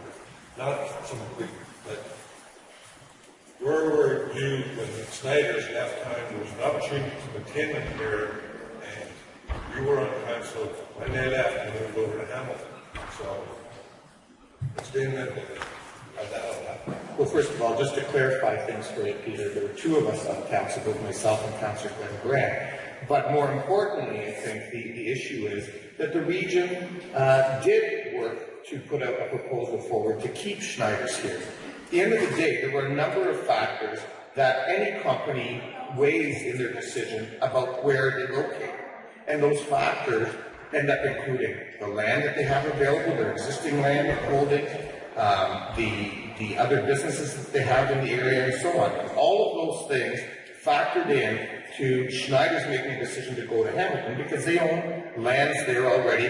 Canada Bread was already located there. The highway system was located there. And so they had certain amenities which we, as a region, could not compete with, whether it was in our industrial lands in Cambridge, whether it was looking at some lands that Kitchener has, or the ones that the townships have. There's other examples where we haven't been successful. So, for example, Heru DefTech. Heru DefTech was looking to expand. They're making the new landing gear for, I believe, it's one of the new Boeing planes that they're going to be making and are growing and expanding. They wanted to stay in our community, ideally, here in Kitchener. There wasn't land available for them in the time frame that they needed. And so, collectively, the efforts were made to ensure that they stayed in this region. And so lands were found in Cambridge, which means that these jobs are going to stay in the region, people are going to continue living in our region, people are going to continue working in our region. And that's the main thing. And depending on how other things go, they may actually continue using the Kitchener site as well. So I think you need to look at these things comprehensively before you start making accusations.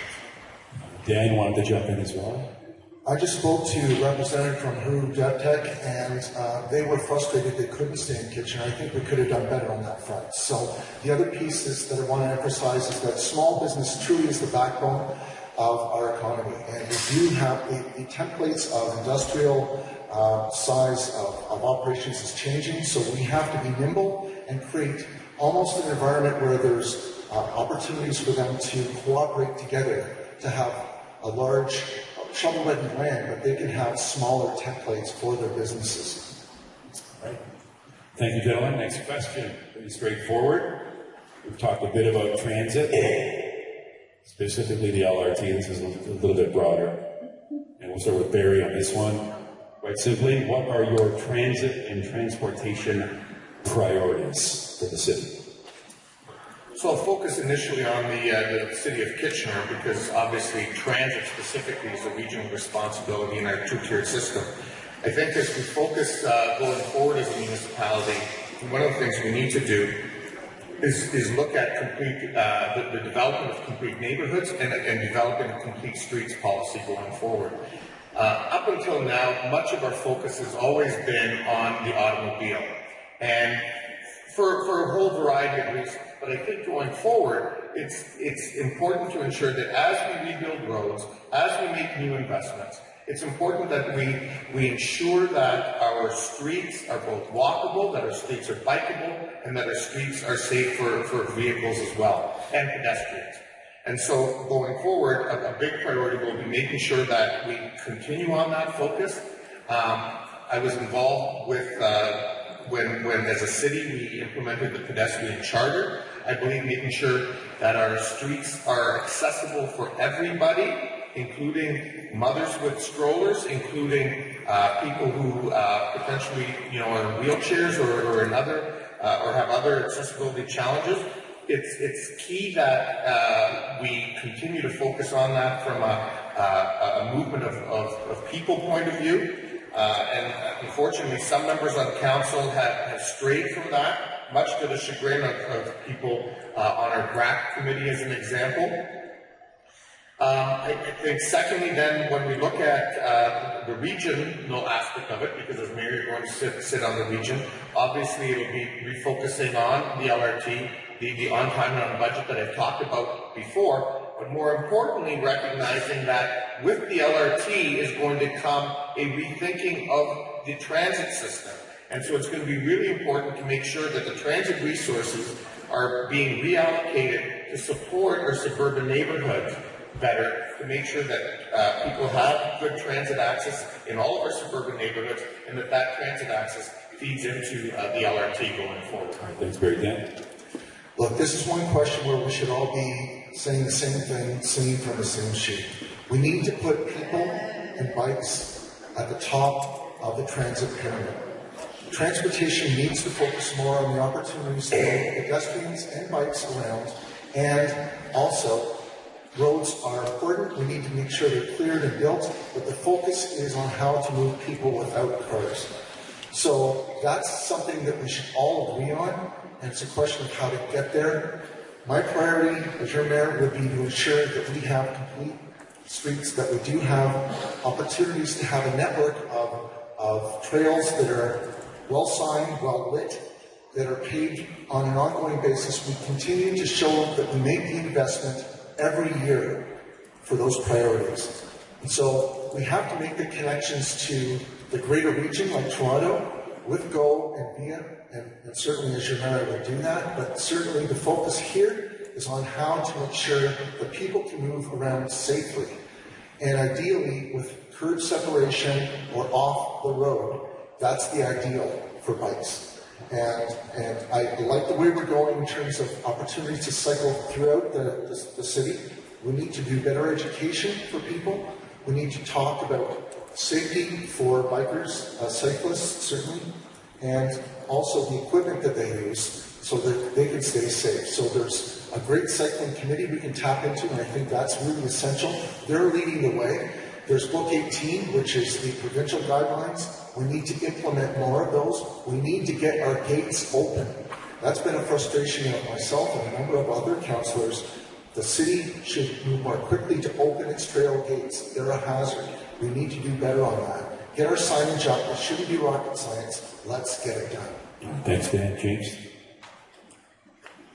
To address the biking issue, that's, a concern that I always hear is about dedicated versus not dedicated bike lanes, and I'm fully in for dedicated bike lanes. I feel that as we grow forward with an innovative city or a growing city, is that we actually have to plan our streets better and not the way that they were done. But I like the aspect of the integrated bike system. I feel that the LRT is going to be a game changer for the entire transportation system. I feel that the phase to be developed is still an issue that has to be addressed by the public. I mean, how much more debt will the region take on to complete the link? And I feel that as things are being negotiated, everyone's sort of saying that we're trying to let the city on the LRT, and maybe it has on some of the development, but certainly not all of it. And I feel that as the LRT rolls out, we're really going to be rethinking our transit in terms of making it the backbone for the entire city, where transit hooks off and meets off of it. Thanks, James. Final response on this one is Peter. Yeah, transit. It's the LRT on budget on time. We have to do that. One interesting area that we've talked about is trails. It can't be, they're not being maintained properly as it is right now. Some of them are getting paved over. Nobody really understands why they're getting paved, and like gravel run. So when they do get washed out damage, we don't have the money in the budget to cover these things. It's not like the Walter Bean Trail, part of it's closed, they build a bridge over there and do all these other things. We can't build a bridge with some insight to maybe some high-speed trains going through this town over the Margaret Avenue thing. There's a good example of us not being forward-thinking.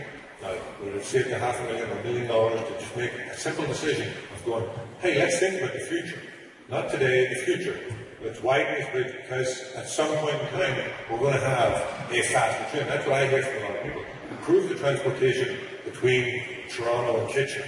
Let's get that going, and then they will take the LRT, they'll take their bus or they'll take a cab to get onto a faster train, but when it takes you 2.5 hours to get to Toronto, the daily commute, those are simple things that I think we can look at and build on things like that, so it is really an integrated system, that it moves people around so that they can take their bike.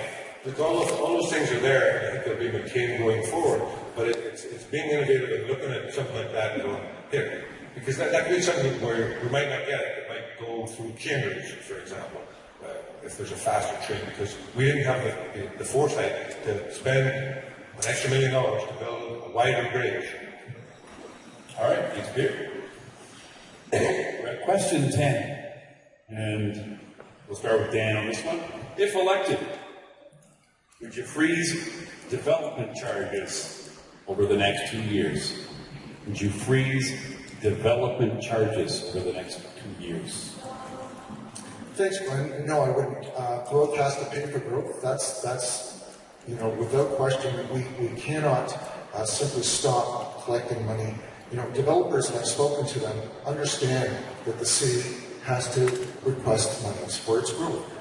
That we cannot be the ones to take on the infrastructure deficit on top of what we already do.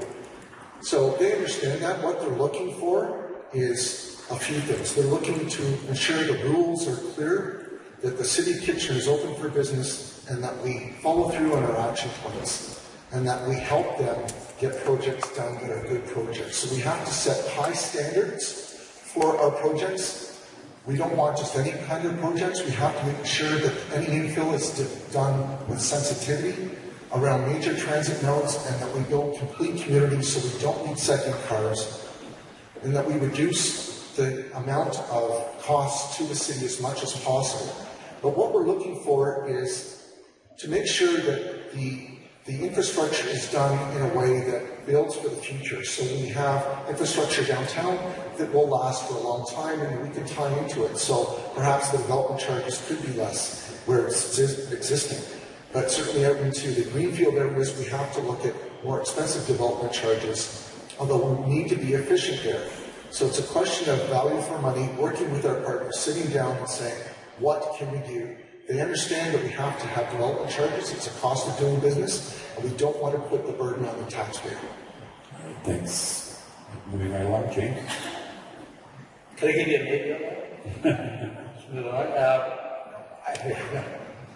I'm a full believer in development charges, and I agree with Dan that development has to pay for growth. But I also feel that there's an issue of the aspect of payment, is that if we lose the development, then we get no growth.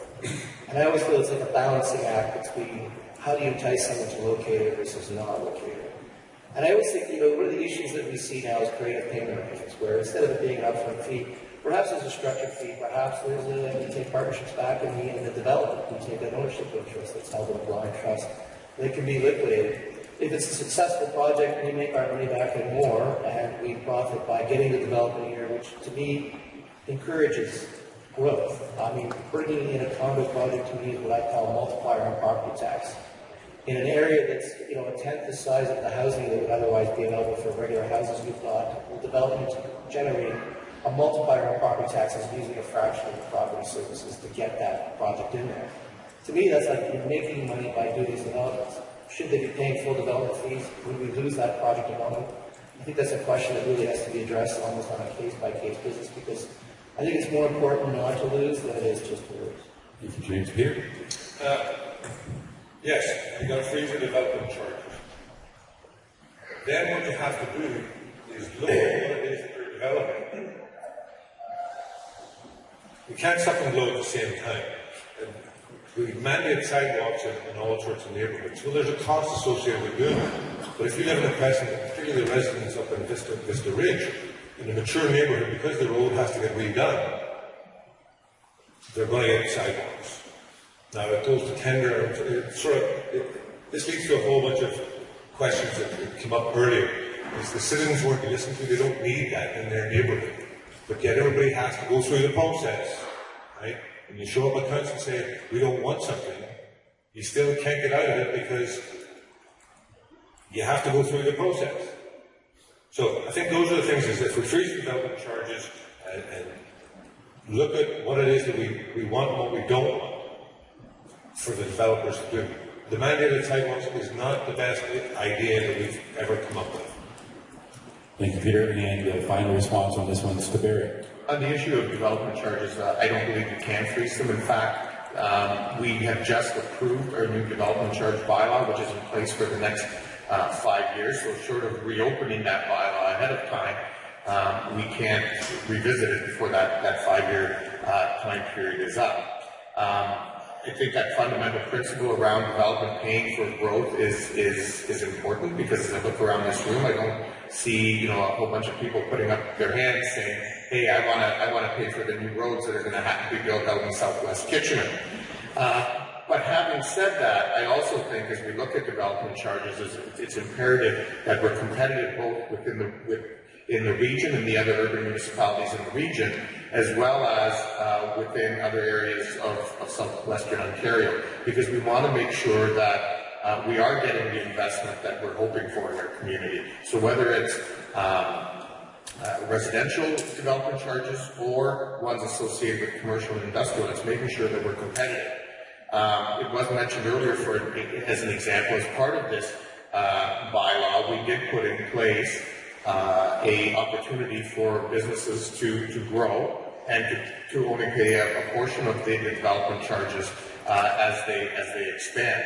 And that was done in order to remain competitive with other municipalities and other parts of Ontario, so that we can keep these businesses, these manufacturing businesses in our community. We can see them growing in our community, and we can see the jobs continue to be created in our community. James? And to address Peter, I always say as a lawyer, we can master the technique of suck and blow at the same time. So I always look at the basis that thinking inside the box is where we are right now, and we need to think outside the box to get out of what the rut is of looking at growth being in relation to just straight up development charges up front or property taxes at the end. I feel like the more thinking out of the box must occur for us to come up with funding alternatives, because at the end of the day, it's all about funding growth, funding the infrastructure. And if you discourage development, I feel like it's just going to come around at the end. It's just, your development's not there to fund your future. And so I think that, part of this issue that I see is we have the council members thinking exactly the way the council members thought years ago, maybe even 26 years ago. And that is the way that we need to change. And I agree with Peter when he says it is time and it is good for change. All right, next question. So I'm going to use the A word here. It's a version of, or it deals slightly with amalgamation. We'll start with James on this one. Would you support merging all the fire departments across the region? I'll go one step further. I wouldn't use the A word. I support amalgamation. As I sit back, I'm from Toronto, but I'm not from Toronto. I'm from Scarborough, the size of mine. Can I just say, I'm from Scarborough too. What high school? So for Gloria. Thompson Collegiate. I think we rumbled, didn't we? We rumbled. I would never have rumbled. I would have been on the ground and said, Isn't this the key though, right? We identify ourselves as being from Scarborough. Even though it is the city of Toronto now, we are. And Canada is now Ottawa again. It's not Ottawa. Anyway. People from Etobicoke, from wherever, amalgamation is about saving money. I don't understand. You have two fire chiefs from two cities that I believe are within a 15-minute driving time. I mean, their call time is 10. I don't understand the inefficiency of that system. I feel that a command structure, be it the fire department or be it city council, can be done on a one-city basis, and without losing our identity between. I know people want to be the city of Kitchener and they want to be from the city of Waterloo. That's never changed with Toronto. People usually identify themselves as being from the city of Scarborough, the city of Etobicoke. We can keep our identity, but not keep the costs that have to go with that identity. All right. Thank you. Peter? Yes, I think on all things like the fire departments, it just makes common sense. Conserving the time. You need to use 20 minutes to get across. Yes, I understand that the response times are really going to be different. But I suppose we've kind of gone for the fire stations. Is that because we're more efficient in response times, manpower, or whatever it is? So the police has already been, the regional police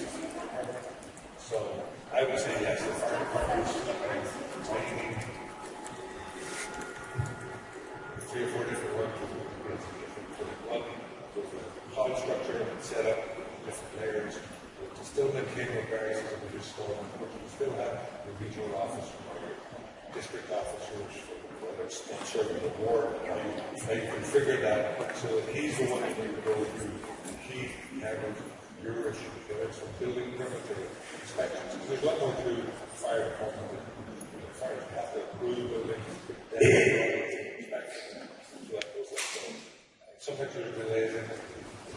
And that's a problem for businesses. So I think it could be streamlined in one. Thank you, Peter. Barry? I think, since you brought it up in the context of the A word, the residents of Kitchener and Waterloo made it clear last time that, at least the residents of Waterloo indicated that they don't want to speak. The residents of Kitchener said they do want to talk about it. And, unless you have two people to dance, it's kind of hard to dance on your own. However, having said that, there's a lot that we can do in terms of shared services between our two municipalities, or between all of the municipalities in the region for that matter. In fact, we already have a whole variety of services that we share, including fire dispatch as an example, where in fact Kitchener does provide that service. Having said that, on the issue of amalgamating the fire departments, it is something I'm prepared to look at. We do have 7 fire departments across the region, but I think you need to lay the ground rules down around what are the criteria that are going to be looked at. Are there going to be cost savings, and are there going to be service improvements as a result of it?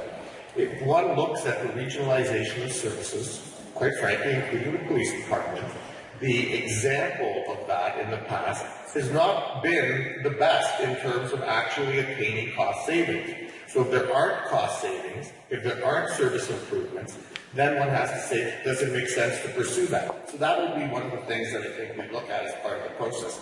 I think when it comes to fire, the things that we need to focus on are ensuring that we reform and advocate for the reform of the provincial arbitration system, that we make better use of our firefighters for things like public education and home inspections, and look at ways of growing our revenue stream in fire through things like direct attack. Those are the areas that we should focus on. But in terms of looking at it, absolutely prepared to do that. To Dan, and then one more question to end the question. And I really want to get this last question and not telling you to rush. No, I won't rush. No, I find it fascinating that my colleague is now saying that we need 2 willing partners, where the previous debate he said, I'm all for amalgamation. So I find that really interesting. So I'd like a clear response on that. But certainly I think there's a lot of opportunity for all parts have to be on the table for fire departments and for all opportunities for efficiency. It's about value for money and efficiency. And so I don't know what the outcome would be of a review, but certainly, yes, the police are regional, so why wouldn't we look at the fire departments being regional? We do know there's opportunities at the management level, and I think there's certainly cooperation that can be done more tightly throughout the region, so I certainly support that. In terms of amalgamation, no, I don't support it. I don't think that we need to go there. That's a political solution to an economic issue. And that's what I said the last debate. That's the absolute last thing we should be doing. We should look for all opportunities to become better partners together and find efficiencies. There's many, many services that we share. There's over 50 services we share together. We have a long way to go before we would ever consider amalgamation. I think our identities are important to our cities, and I think that they're well served by the politicians. If that's people's concern, it's cost, because the number of politicians are part-time, they serve their community well, and I think that there's an opportunity there for looking at the efficiencies of each of our cities without amalgamation. Barry wanted to jump in and then Jake. Yeah, I think I needed to respond because for a trained mediator, clearly my colleague didn't do a good job listening in the last debate. I think the issue there was that what I said was the public record shows that I have supported amalgamation in the past. However, I also said exactly what I said this evening, that we had a referendum in 2010, Waterloo wasn't willing to talk, Kitchener was willing to talk. I didn't believe that anything has changed, that we need to go and revisit that today. However, there was a lot more that could be done in terms of shared services between our two municipalities, and that's exactly what I repeated again today. James? I was just thinking that we were at, there's a debate where the mayors of Waterloo and the mayors of Kitchener were here, and I was thinking of talking about amalgamation. I was thinking to myself, as a conservative, I always want to be fiscally responsible. I was thinking it would be a happy day if I lost my job because someone else is going to make it more efficient. And I was thinking that, between the mayors that were all here, I said, we're only, 15 minutes apart. I was like, it wasn't just making sense to me is that I don't feel that we're so big that we need to have duplications of council or cities. And I feel that's one of the efficiencies of the system that can be accomplished whether people think that it's impossible or not, without losing our identities, which I think is one of the most important. All right. And move on to the final question. And I want to thank you very much for coming out tonight. One more question to end it, and then finally, it's the first time we've really talked about downtown. And the question is, and we'll start with Peter, how effective is the city in managing development in the downtown? Peter.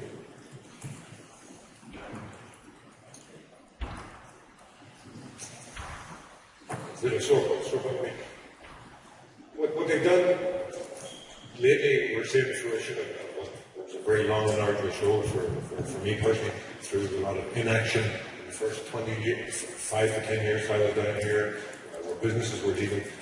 I was, anybody who's been around knew what the businesses that were down here, the Paul Punchers, different clothing stores that were here.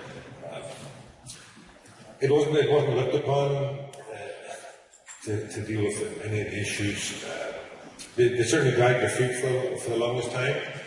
They didn't listen to any of the businesses, and that's one of my contentions is that I feel that when they come up with the redevelopment of the sidewalks, the presentation that was shown there, there's a lot of photographs of San Diego and Seattle, and I said, I've been to both those places, and it doesn't snow there. Why are we being shown this as a presentation? And that speaks to people putting forward the wrong ideas that other people buy into. Nobody understands how the parking system of these wider sidewalks works. We put up tacky barriers to say the street is closed when we spent 10 or 15 million on doing these sidewalks, but there's no money for upkeep. When trees were going in, that I looked upon and said, this is going to die, and made a call, people said, mind your own business, you'll hold up the project. They go, well, it'll cost more to put in another tree. There's a bottle next door that's now going to be, what do you think, they got left for 10 years, and they didn't act upon those things. So, there's a lot of come to fruition lately by throwing a lot of money in. And, we took our debt from 40 million to 140 million. Or next to zero. With the school pharmacy, yes, they're good additions. But that's the kind of thing that sometimes sticks as a business person. It sticks a little in my throat because, there's money for big projects, but they couldn't even waive the property taxes when you can't do any business for 9 or 12 months because of a project that's going on. So I think that lends itself to the LRT.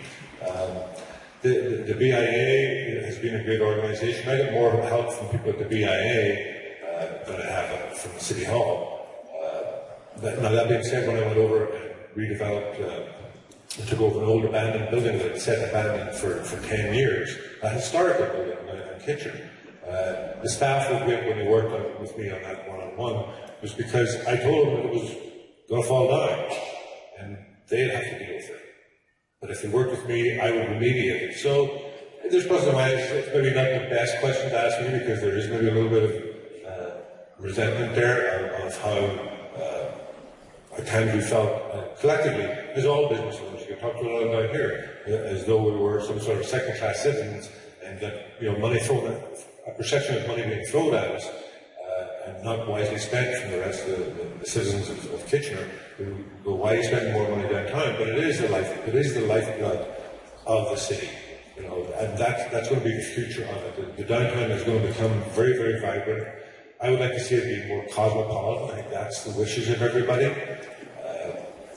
The condos and people building are taking over older, more established neighbourhoods. I know there's going to be issues with gentrification of those things, but I think moving forward, if I'm elected mayor, can invigorate that self-belief and entrepreneurial spirit that we can get these things done. So that's the kind of support I think the businesses want down here, and certainly that's the kind of attitude that everybody who's working in the city needs to take towards that. Is we have to become enablers to enable personal growth, no matter what area. That encompasses all citizens. Not any.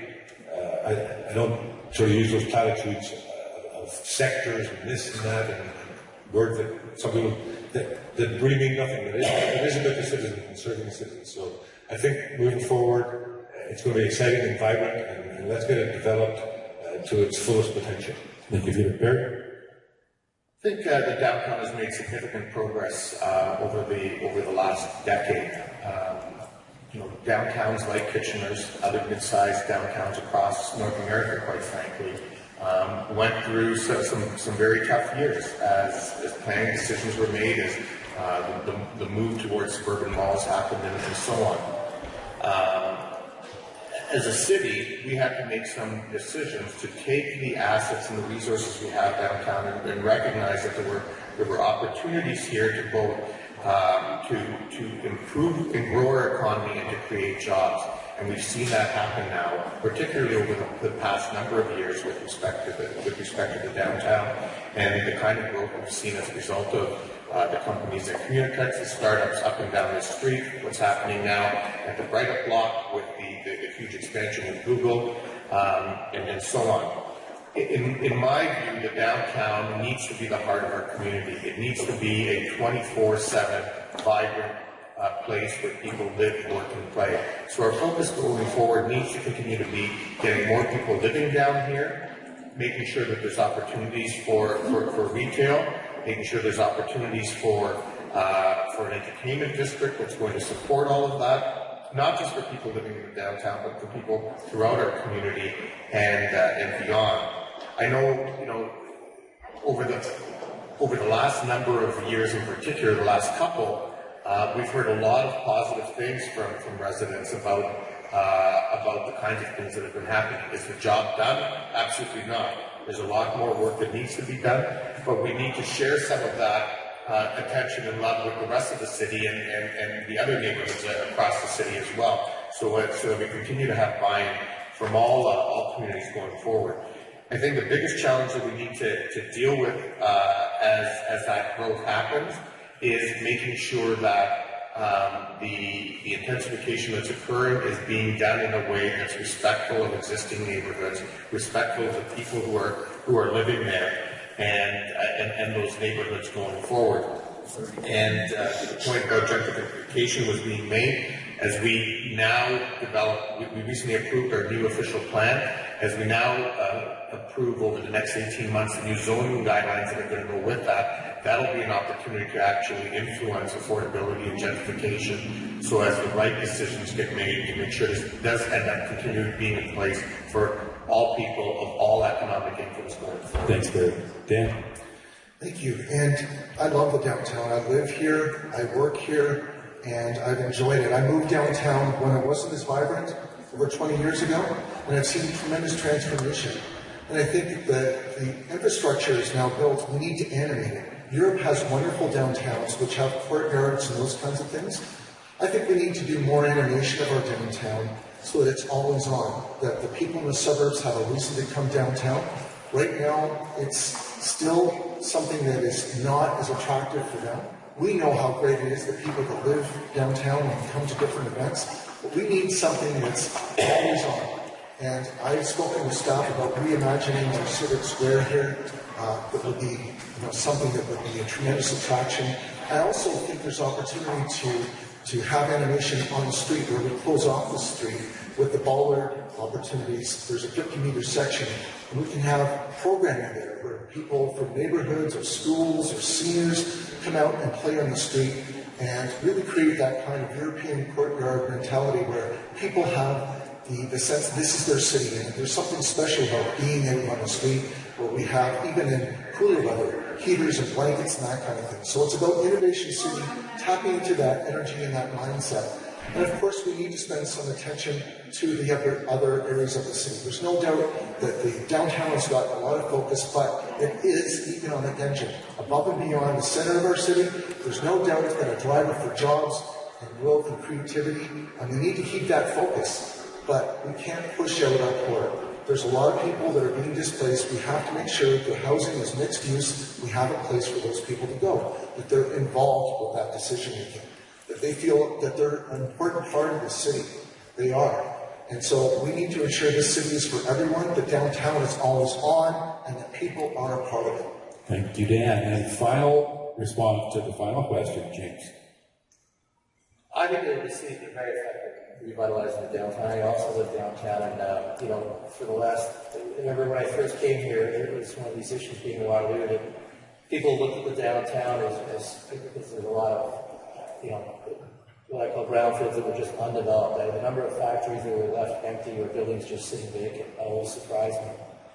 And to see how transformational it is now to walk around and see how much development, to be driving down King Street, what I expected to see the Brown Block will be, almost skyscraper as we come into a core development of downtown that looks great. And I agree with Dan that, the next step is animation. I love when the City of Kitchener puts on downtown festivals. I think it not only gives the city a way to put on great events and open space, but it also gets them seeing the downtown in a new light, which is, how new and developed it's becoming. And I think we're doing that. We're only supporting our downtown core even stronger, getting the businesses to expand and grow by seeing the revenue from the functions.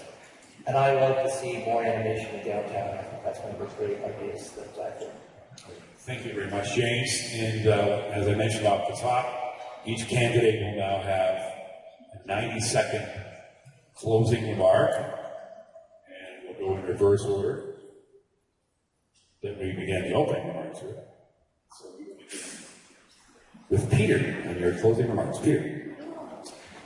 Thank you very much. It's been great. I've learned a lot from everybody today. But let me just say, this election is about change. Regardless, we're going to have a new mayor come October 27th, 28th.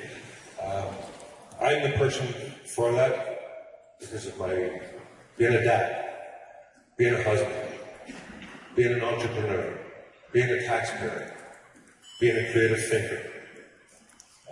I've run budgets with up to 25 employees, so I know how to make those tough decisions. And as a dad and a taxpayer and a boss in business, I've learned how to say both yes and no. And it's much more fun to say yes than it is to say no. So if we foster the same way we grow our children and take that whole simple approach to everything that we have to do. Yes, there are very complex issues facing us that when I learn the council to the left of me here, they seem to have all the answers. I'm a simple man who, like the rest of you, can look at and ask people, how do we fix this? How do we take a different approach? Can I get up and put a new roof on my own house? No. Well, maybe I could, but it would be a very dangerous thing for me to do because I could fall off it. So why jeopardize that?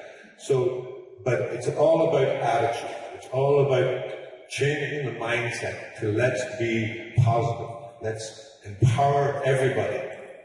Citizens, people who work for the city, everybody. Let's empower them to say, here, I will contribute this. So that's making everybody much more inclusive. All right. Thank you very much, Peter.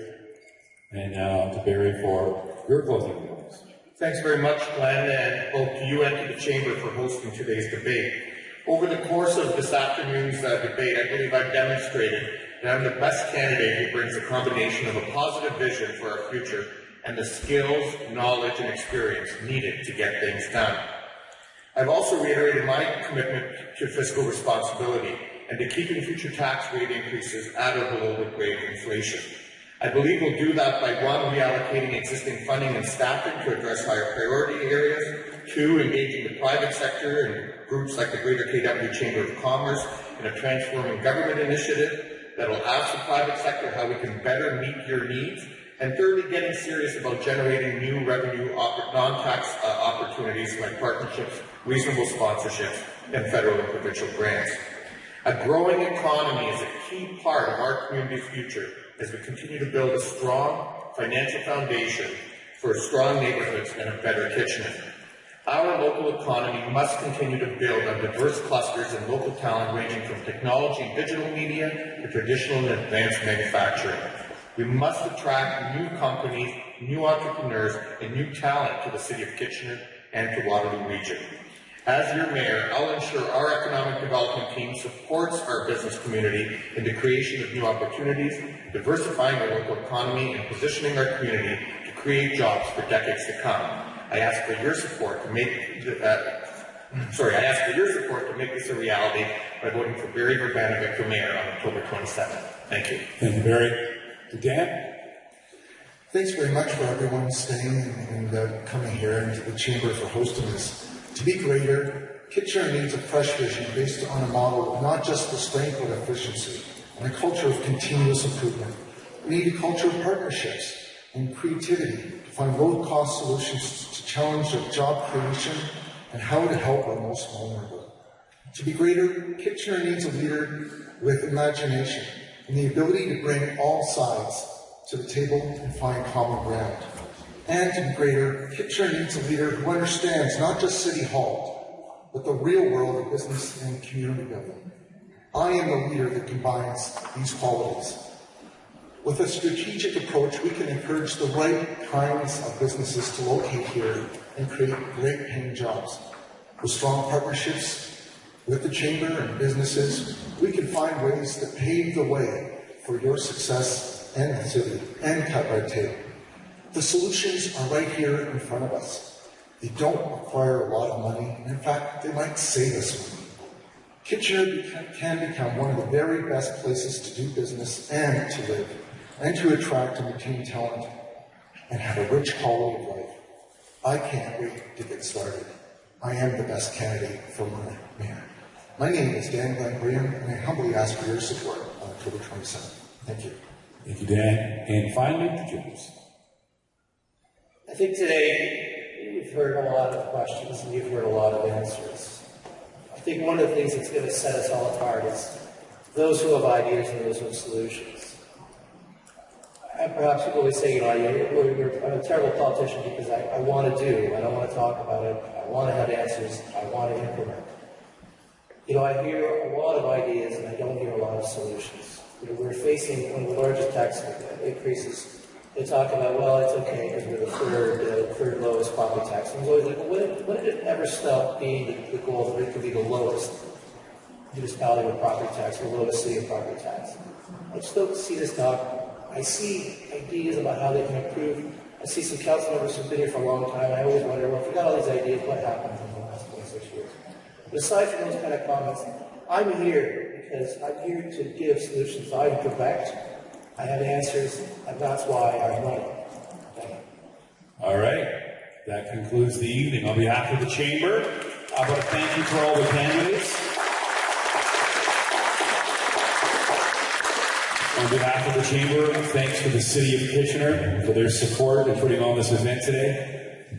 And thank you for coming out and showing your passion and your love of your city. We hope that you've enjoyed this third in a series of 4 debates hosted by the Greater KWP Chamber of Commerce. The next